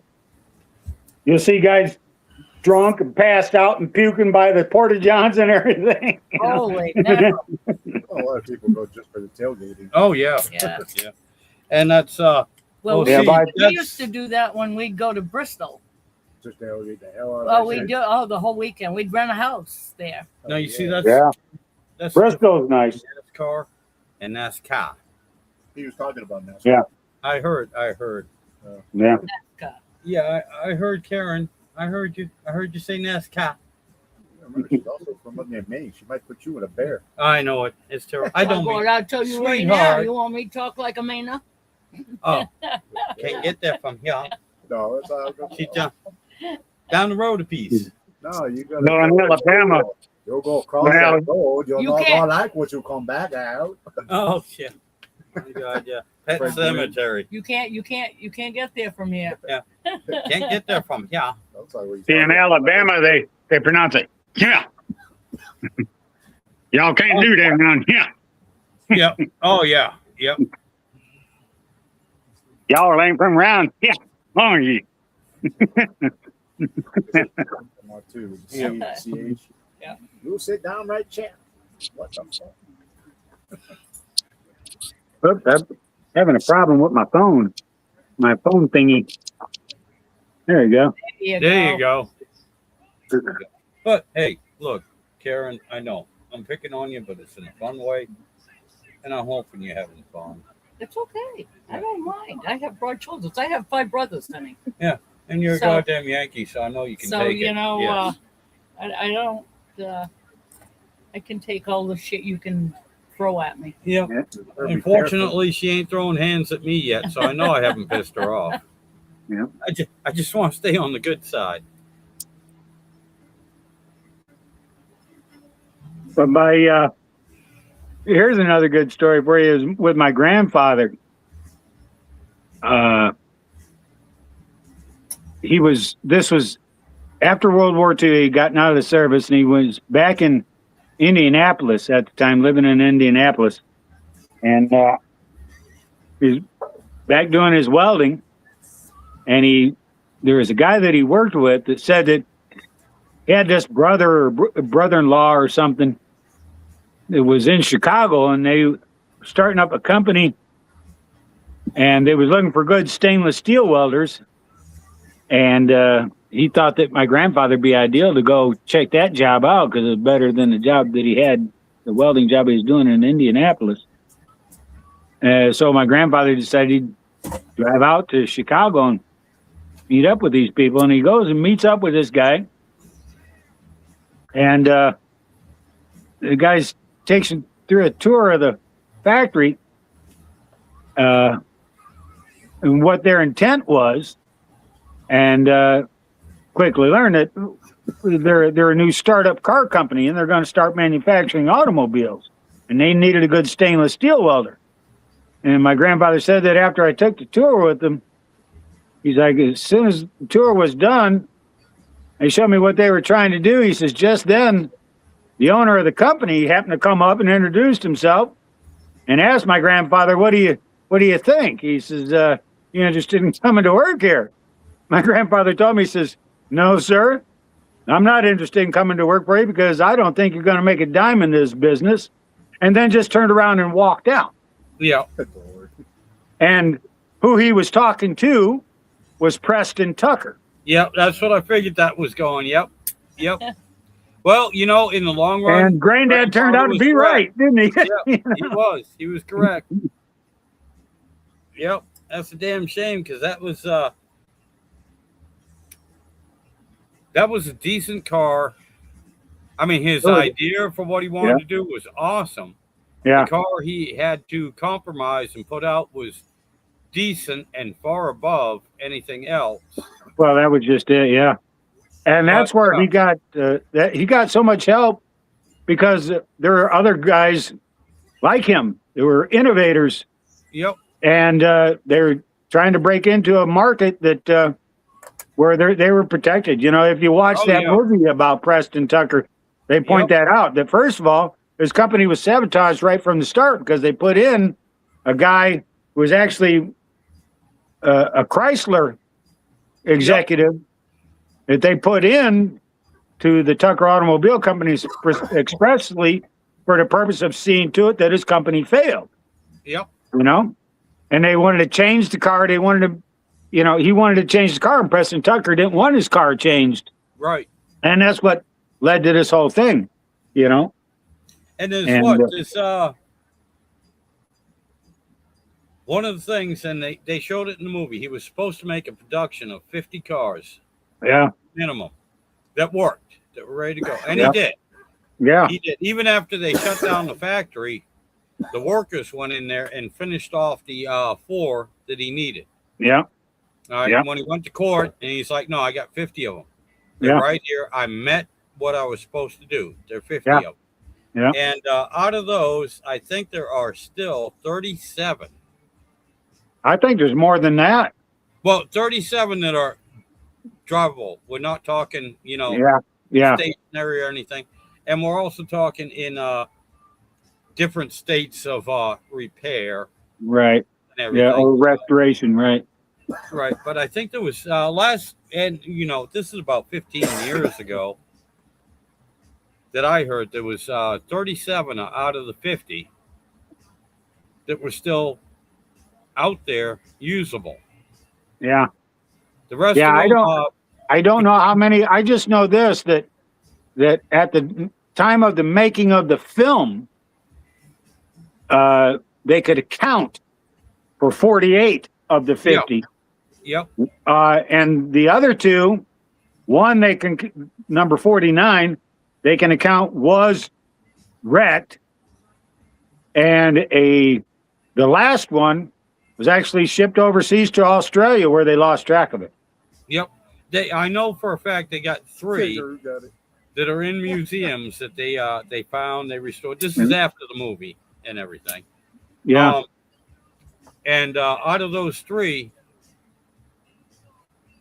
2 you could put gas in it, and just right drive now. them. new battery, you know, whatever. And it's still operational. Everything works on it. One of them, as a matter of fact, one was one of the. Well, this is a little bit different, but they do have one. One is a not out of the 50 we're talking about, but one they have a prototype what it was supposed to actually be, Yeah, not the ones that they had compromised. yeah, All right, but they got the prototype, and 2 with that one too. They also have the original frame and no body on it, but the whole frame set up yeah, with the the chassis. engine, Yeah, and it had a different engine. It wasn't that aircraft engine. And right. it wasn't rear mounted either. Yeah. It was a front engine car. Well, here's the thing about those engines, the story behind those engines that are in the Tuckers, that once again, you know, it was obvious to others exactly what the automobile industry was trying to do to them. And one particular Michigan senator, who was the one that brought the charges of fraud against Fraud. him, Yep. was Howard Hughes. And by this time, see, Howard Hughes was getting in. Howard Hughes had been in the aircraft business. He built the Spruce Goose, you know. He had been in the aircraft business, and he was always been on the cutting edge of technology. So in 1947, 48, he's already into the helicopter business. And that was just it, that one evening, because Preston Tucker was getting crap for using other people's engines and cobbling together parts from already made engines and trying to use them. And that was proving to be a problem. And Howard Hughes just called him up on the phone one night and told him, hey, go over there to my helicopter plant and take all the engines you want. Yep. You know? And that's just it. All of those Tucker cars that run and drive, they actually got Hughes helicopter engines in them. Yep. 6-cylinder, they're flat 6s. Yep. So, Yeah, air cooled, flat. Yeah. Well, air cooled flat sixes. now Yep. here's the thing, though. Tucker did put water jackets on the cylinders with the radiator. Yeah. Okay. Yeah. They were originally converted. Yeah. Yes. What's that? Yep. Well, that's like my jet ski that I was telling you about. My jet ski is one of the early Yamaha jet skis ever built. And what they did was they actually put the snowmobile engine in the jet ski. But, and they converted it from, because the snowmobile engine was an air cooled engine. Yeah. But they couldn't have an air cooled engine underneath the cowl of a jet ski. Yep. Around So they had to convert it over the Right. water jacket. What's that? And that's just it. All they did was it's still the same engine. They just redesigned the head. And so Right. water only flows through the head. And it actually doesn't flow through the head so much as it flows through the exhaust manifold to keep it cool. Yeah. Well, a lot of the old dirt bikes, when they went to water cooled dirt bikes and everything, Mhm. not even the head. If you look at the head still has fins on it. Yeah. It's just the cylinder. The The cylinder cylinder, just has some water going through it. And that's and if you pardon me, I believe, I could be wrong. Somebody out here probably knows better than me, but I believe that's what Tucker did with the with that aircraft, with that helicopter engine. Put a jacket around the cylinders, huh? Yeah, put a jacket around the cylinders. The head was still air cooled. You know, unlike our regular engines where the water jacket goes up Yeah. into the head, and that's Yeah. why you can have a head gasket go and Yeah. all this other shit. No, all they did was they put a water jacket around the Almost looks like a cylinders because those opposed 6-cylinder engines, the 4-cylinder aircraft engines, and everything, just like an old motorcycle engine. The cylinders are separate from the block. You got They're not. Yeah. They're not Yeah. cast into the block. Right. And the heads are separate from the cylinders too. A lot of the old car engines were just that way. Go back to those old Packards. Oh, And a lot of the old studs, Packards and everything you like know? that. The actual cylinder and the head were a one-piece construction. And Yeah. Some models were. Yeah. Yeah. And if you had to replace the valves in the top, even though they were overhead valves, the cylinder head, or if you had 4, 6, 8 cylinders, didn't matter. Each cylinder was separate. It was not into the block. It was not cast in Yeah. the block. But Yep. the head did not come off. You pulled the whole, Yeah, the whole cylinder cylinder. out, and you had Yeah, some of the engines were that way. Yes. Yep. I can't remember who it is, whether it was Stutz or whether it was Packard or who it was, but it was an inline 6-cylinder engine, but you'd see what looked like just 3 cylinders, right. but it was actually 2 cylinders within a single tower, and they Right. were separate towers. And yeah, you remove the cylinders because it was a head and cylinder and all. Yeah. And you know what? A lot of the motorcycles, Japanese and European bikes, Mhm. and we're used to it now. But Who was back it? Was in it the day- Rupp? It was either Rupp or it was Husqvarna or somebody like that. It was a 2-cycle engine where Yeah. the cylinder and head were all one piece. Yes. Yeah. Now I could be wrong, but I'm right there with you. I think it was Rupp. So I think it was Rupp. RUPP. Rupp. yeah, RUPP, I which believe. is Rupp was actually a name brand of the Bombardier company. Yep. And Bombardier made everything, and they still do. Oh you yeah. know? My That's it. Can-Am. My Yeah. Can-Am that I used to race back in the 80s had a Bombardier engine. Yeah. Yeah. One cylinder was a 650. No, I had I'm a sorry. Bombardier jet boat Yeah, it was that a 250. had Bombardier engines in it.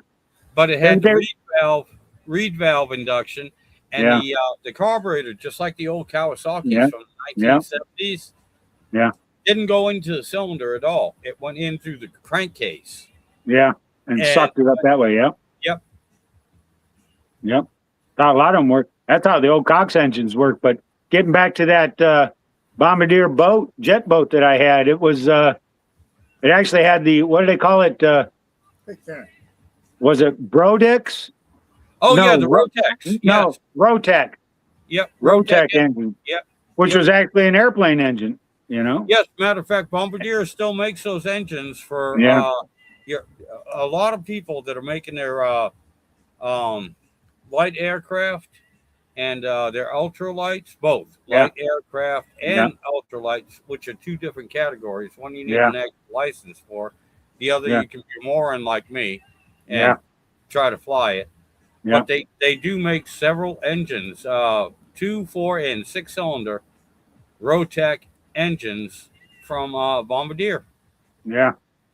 And this was, the one that I had was the boat called they had two kinds. They called the Sportster and the Speedster.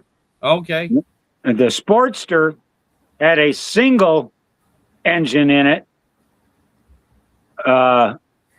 which was like 830 cc 2-cylinder, Yep. driving a jet pump. Mine was that was the Sportster. Mine was the Speedster that had two engines and two jet pumps in it. And the engines were, once again, they were still 2-cylinder, but Yep. they were 2-cycle and at 717 cc's per engine.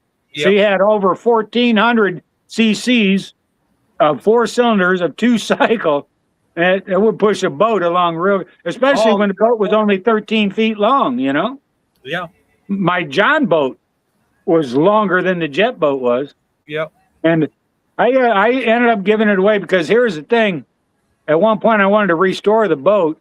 It had one seized up engine. One engine was good, one was seized up. But the first obstacle I came into was one, I could only get the parts out of Canada. And there was like all kinds of import tariffs and all this other crap around it, getting any parts. And secondly, they weren't doing the carburetors anymore. They didn't even have parts for the carburetors anymore. But you could order their fuel injection system. Yep. It would retrofit right onto the engines. Oh, But no they shit. were ridiculously expensive. It was like $7,000 was the total Wow. cost to outfit two separate engines with their fuel injection system after the imports and everything else. What you're looking at. This one is on a motorcycle. It says, "Oh fuck you." Oh. All right. Let me You get my all glass. see that? Can you read it? No, I can't read it. Put it down a little bit. Oh, damn. No, it's the glare off of it. Here. Oh, Maybe the there you go. brightness is turned up too much. This Shit. is my phone. Yeah. Can't What see. are we looking at? Oh, it's a license plate. Says, "Oh fuck you." It says, "Oh, fuck you." On a motorcycle. On a motorcycle. But What's in the news right now is some little old lady here in South Florida. The Florida's Department of Transportation gave her a new set of plates that says SQZ A55. yep. Yes. She's gonna keep 'em. Yeah, it was like this. The Seinfeld thing. Where he got ass man Yeah, on the. yeah. Yeah. So yeah, she's gonna end up keeping them. They convinced her to actually keep them. Yeah. I would too, She Oh, said, hell "Yeah, yeah. now she And- finds and, she thinks it's gonna be cute." In Chicago, I know this much. There's one license plate because you get to have 7 letters on your plate. The number one plate that everybody wants is Cubs fan. Oh, okay. Yep. Yep. So that one particular license plate, this is what happens. They put the license plate up on a lottery, and Oh, you got to no. buy a lottery ticket. And if you win, you get to keep that plate on your car, but only for 1 year. Yep. And you got to yep. surrender it back to the state. Right. And Hey, you know what? That's still cool. That is Yeah. pretty cool. That is. Yeah. I actually like that. That's That is better than- awesome. and Yeah. the same thing happened with the Chicago Bulls fan. They came up with back in the 90s when the Bulls were doing so good, people wanted that plate, but it would just say Bulls FN. on it Okay. because that's your 7 letters, you know? So, but Yeah, yeah, we- the, talk- the talking Chicago about those Bulls fan old, was another place that they did that too. Talking about the Rotac engines, though.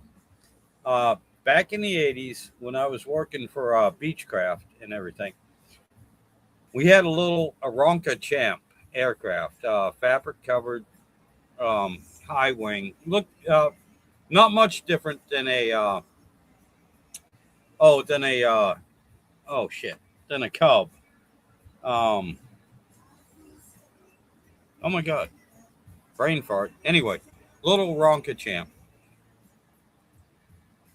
Instead of a wood frame, though, like the Cubs had, it was an aluminum frame, but it was still fabric covered. Had Uh-huh. one, no electronics on it whatsoever at all. This is an old plane.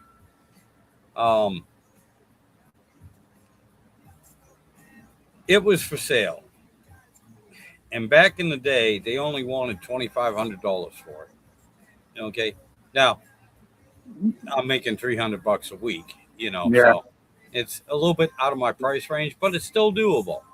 And I was looking at it, and I really wanted it because I was getting into flying as well as not just fixing it. Yeah. And but it got sold before I could ever even think Yeah. about getting the money for it. But again, I was working in Beechcraft, and it was on our field, and it came in because it needed an engine replacement. Well, instead of the Continental, and it only had a 2-cylinder on it, not even a 4, had a 2-cylinder opposed engine. With an AD aircraft directive and a little bit of modification, we put a 4-cylinder Rotac engine in that damn thing. I'll tell you what, that woke up that plane. The guy had the airframe done. We reskinned it also. It was one of my projects that I had to do. We reskinned it because it's all fabric. We had to use the dope on it and all this good stuff. No F's to give. What? No F's to give. But he turned that thing into an I'm gonna move aerobatic there just to get a aircraft. license plate. All right, and one of the Was it things was, small? with the carburetor. Believe it or not, they did not go with a fuel injection system.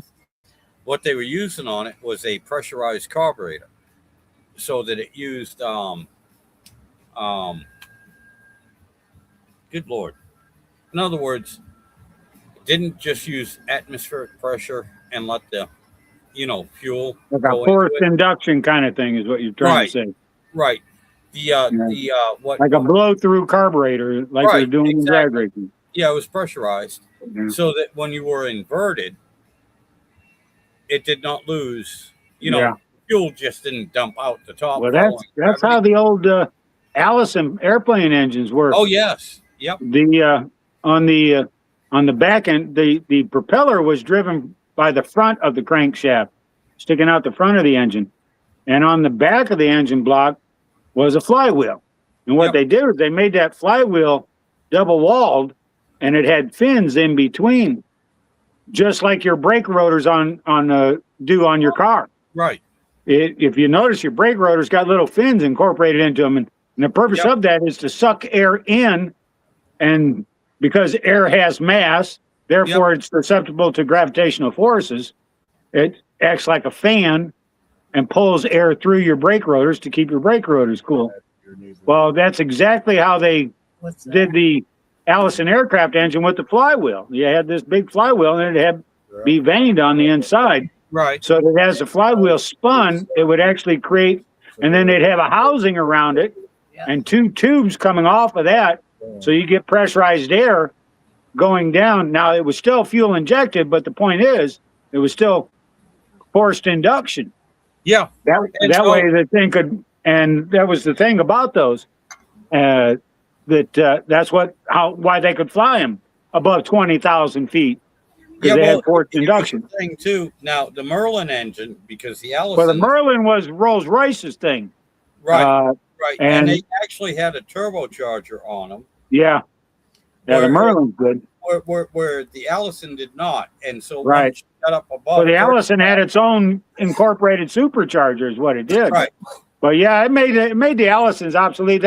But it wasn't the Rolls Royce Merlin block that made Allisons obsolete. It was the jet engine that came Well, along. no, but back between the difference between the P40s, which had the Allison, and Allison. the P51s, which had Yeah. the Allisons, they went to Well, we were sending P51s over to Merlin. Europe, and the Right. first things the British would do is pull the Allison block out and put Merlins in them. and put the Merlin in, but that's because they needed the height.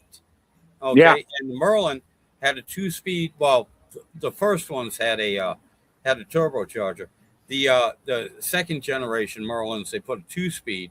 So once you hit 30,000, you could boost it It'd up spin again up. and go higher.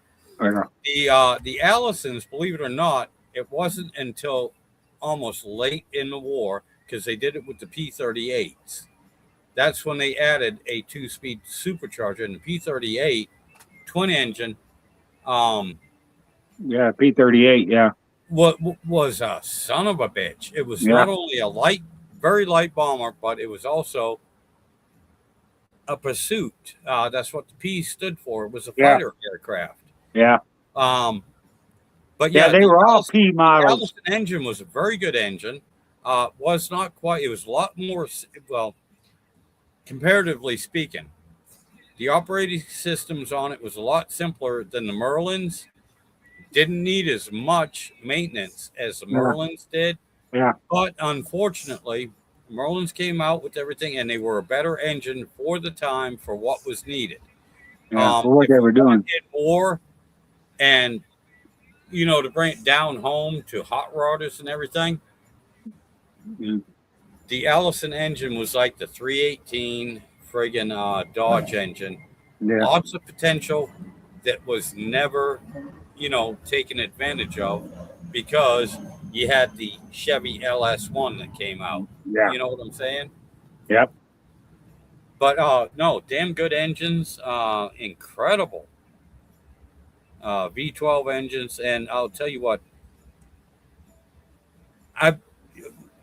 two of the planes that I grew up just falling in love with was the P40. P40 and the P51, that was my two. No, not even the P51. No, P40, two different styles, and the B-24 bomber. All right.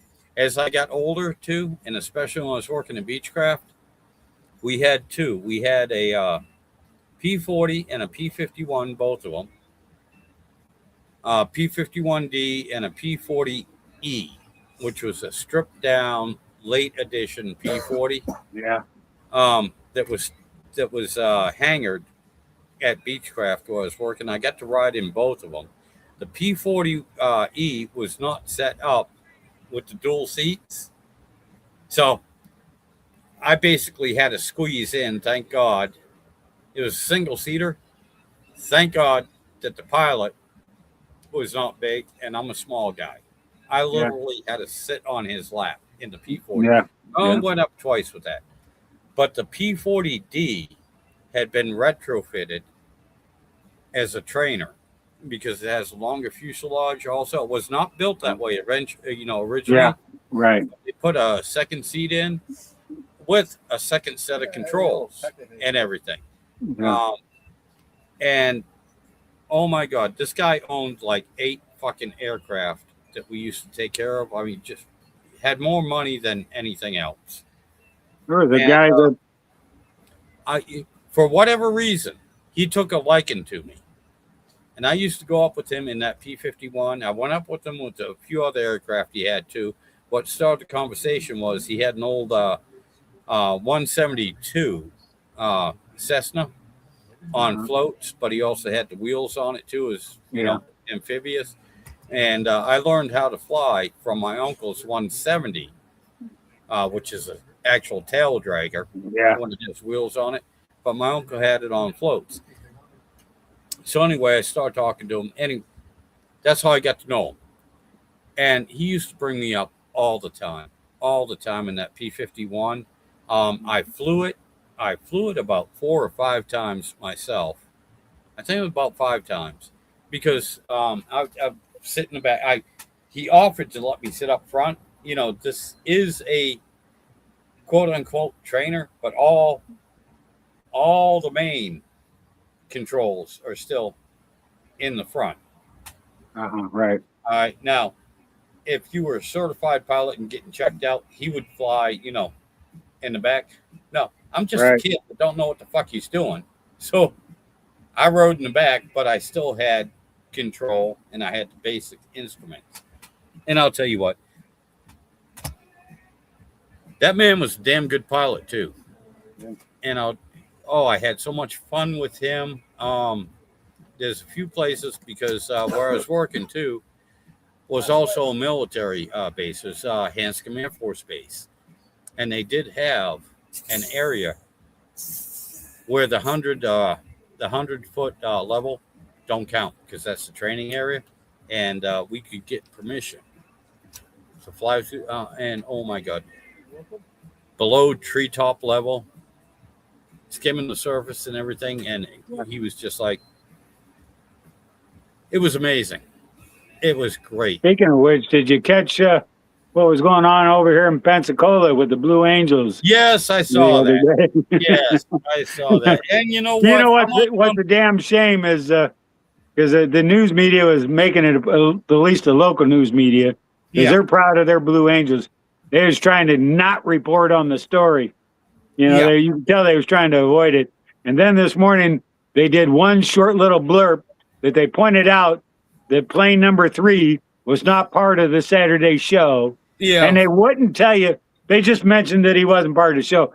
And the reason for it is because he got grounded, you know, and they put on a show without plane number 3, you know. I can't remember if it was number 3 or number 5, but God, that pilot he got grounded. But they did say that there was an incident and they're handling the matter in-house, you know, using all that language, you know. Yeah, I got you. Eric right here says I have But no that ain't the relevant- first time that's ever happened. You know, that's happened before. Oh, You yeah. know, Oh my God, yes. There- But there's now one, we have the one internet, incident. We have everything else, so everybody knows about it. But Eric right here, he says, I have no relevant experience in aviation. However, our local Dakota DC-3 passed over my house while you were talking. Oh my God. I'll tell you, I love the DC-3. I really do. There was I a love that DC-3 that used to fly over my house all the time at real low level, and you could see he's spraying something, you know? Well, we So had, again, back when I was working for Beechcraft, we had 2 DC-3s that were hangared in our hangars. One was all original, and actually it was we were turning it into this was a post-war aircraft, never served in World War II, but we're turning it into one that looked like it served in World War II. Yeah. The second one, privately owned, and this guy did all sorts of contract flights. A lot of them was medical flights, believe it or not. Yeah. What he had done is he had put turboprop engines on the DC-3, and they'd gone through, they, you know, checked out the airframe, everything, strengthened it so he could have the turboprops on it instead of the instead of the piston engines. And right down the side of it. All right, now you have to understand everything on this aircraft was fairly new. All right, it was up to specs, no problems. But if you looked at it, all right, no paint on it. And it looked dirty, it looked nasty and everything. And right down the side, it said Millennium Falcon. And I mean, because if because you he have upgraded with anything that was the close to turboprop engines.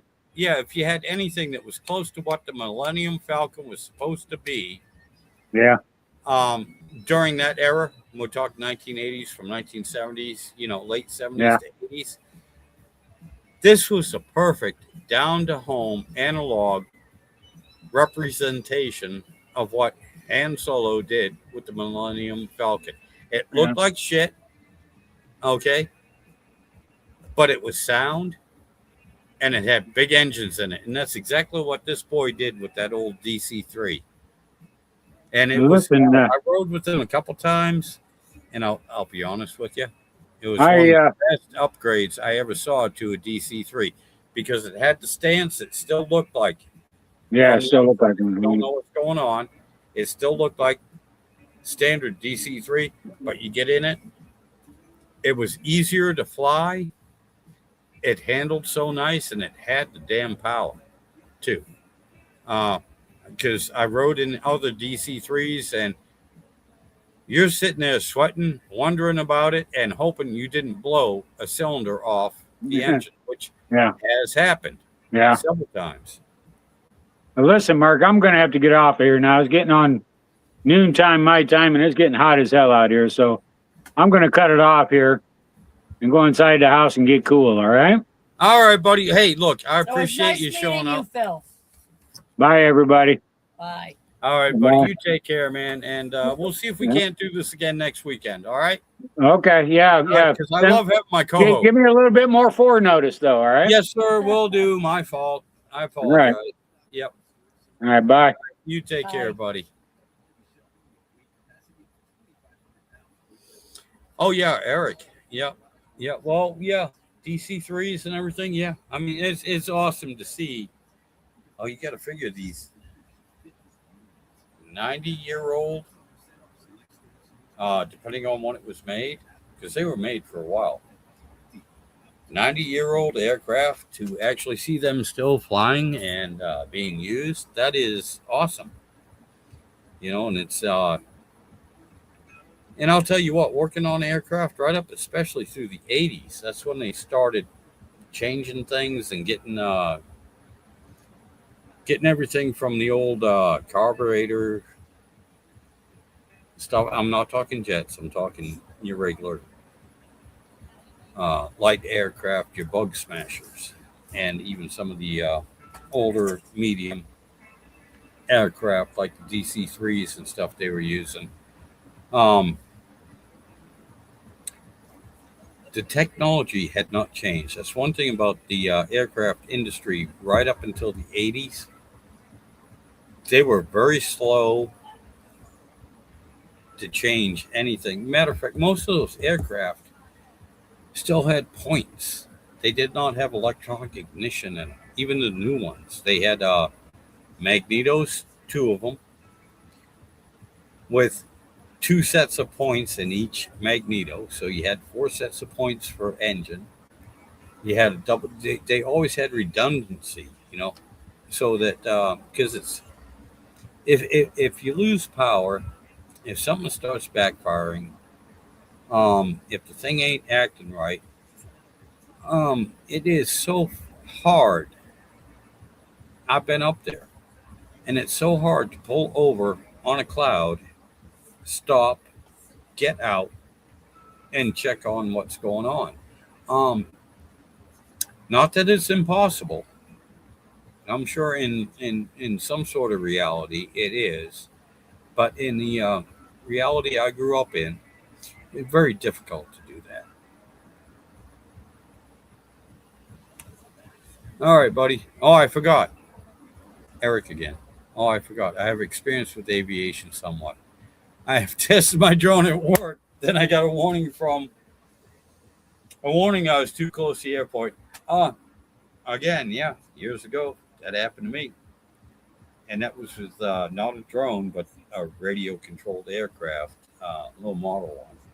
And didn't really matter because by the time they showed up, I'd already crashed it. I couldn't fly it again.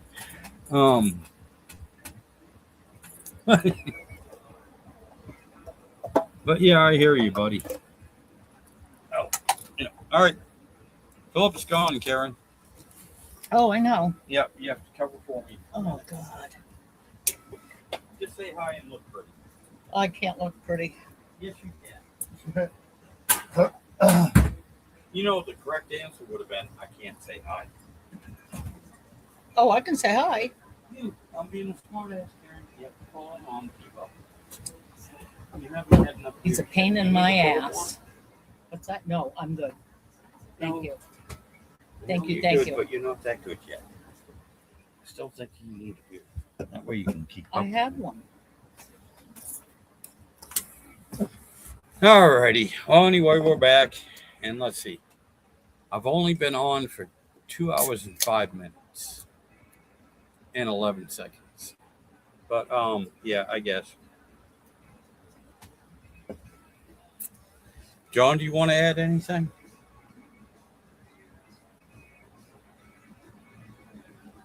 All right. I'm not sure if the microphone picked up the rattle. No. Okay. There you go. When he shook his head.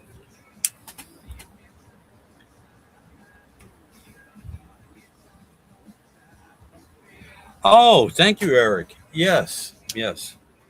I appreciate it. Yes, sir. Yeah. He was talking about the door and the porthole I got Oh, on there, the yeah. maritime look. Eric, a few years ago when before I even, I think it was before, was it before or after I boxed in the porch? Before we put all these there. Yeah, that's what I was thinking before when this was still. No, it was after because you Was put that the original door finally got all the. All right. Well, anyway, I went out in the shed one Friday night because we had the place set up for winter time, and it was all still had plastic up. It's before I had the windows, and we had this big open spot called a doorway. It was letting in a whole lot of cold air, so I went out one night, and the door that was on here was a store-bought screen door that we used to cover with plastic. Well, that thing was falling apart. So I went out there and I just threw that door together. We had it here for about a year. And then the wife was saying she can't see out the door. So I put a window in it. Now, the thing I screwed up on was I forgot my wife is only, her words, not mine, almost 5'1". And I do have pictures of her, and all you can see when she looks out the window is from here up, and she's actually standing on her tiptoes. She was, but yeah, like you said, she loved it. She thought it looked great. She was so happy, and she got home from work and then tried to look out that little window, and it was like, I still can't see shit. I haven't changed it yet, but I thought I was doing good. She did give me props for doing it. She likes it.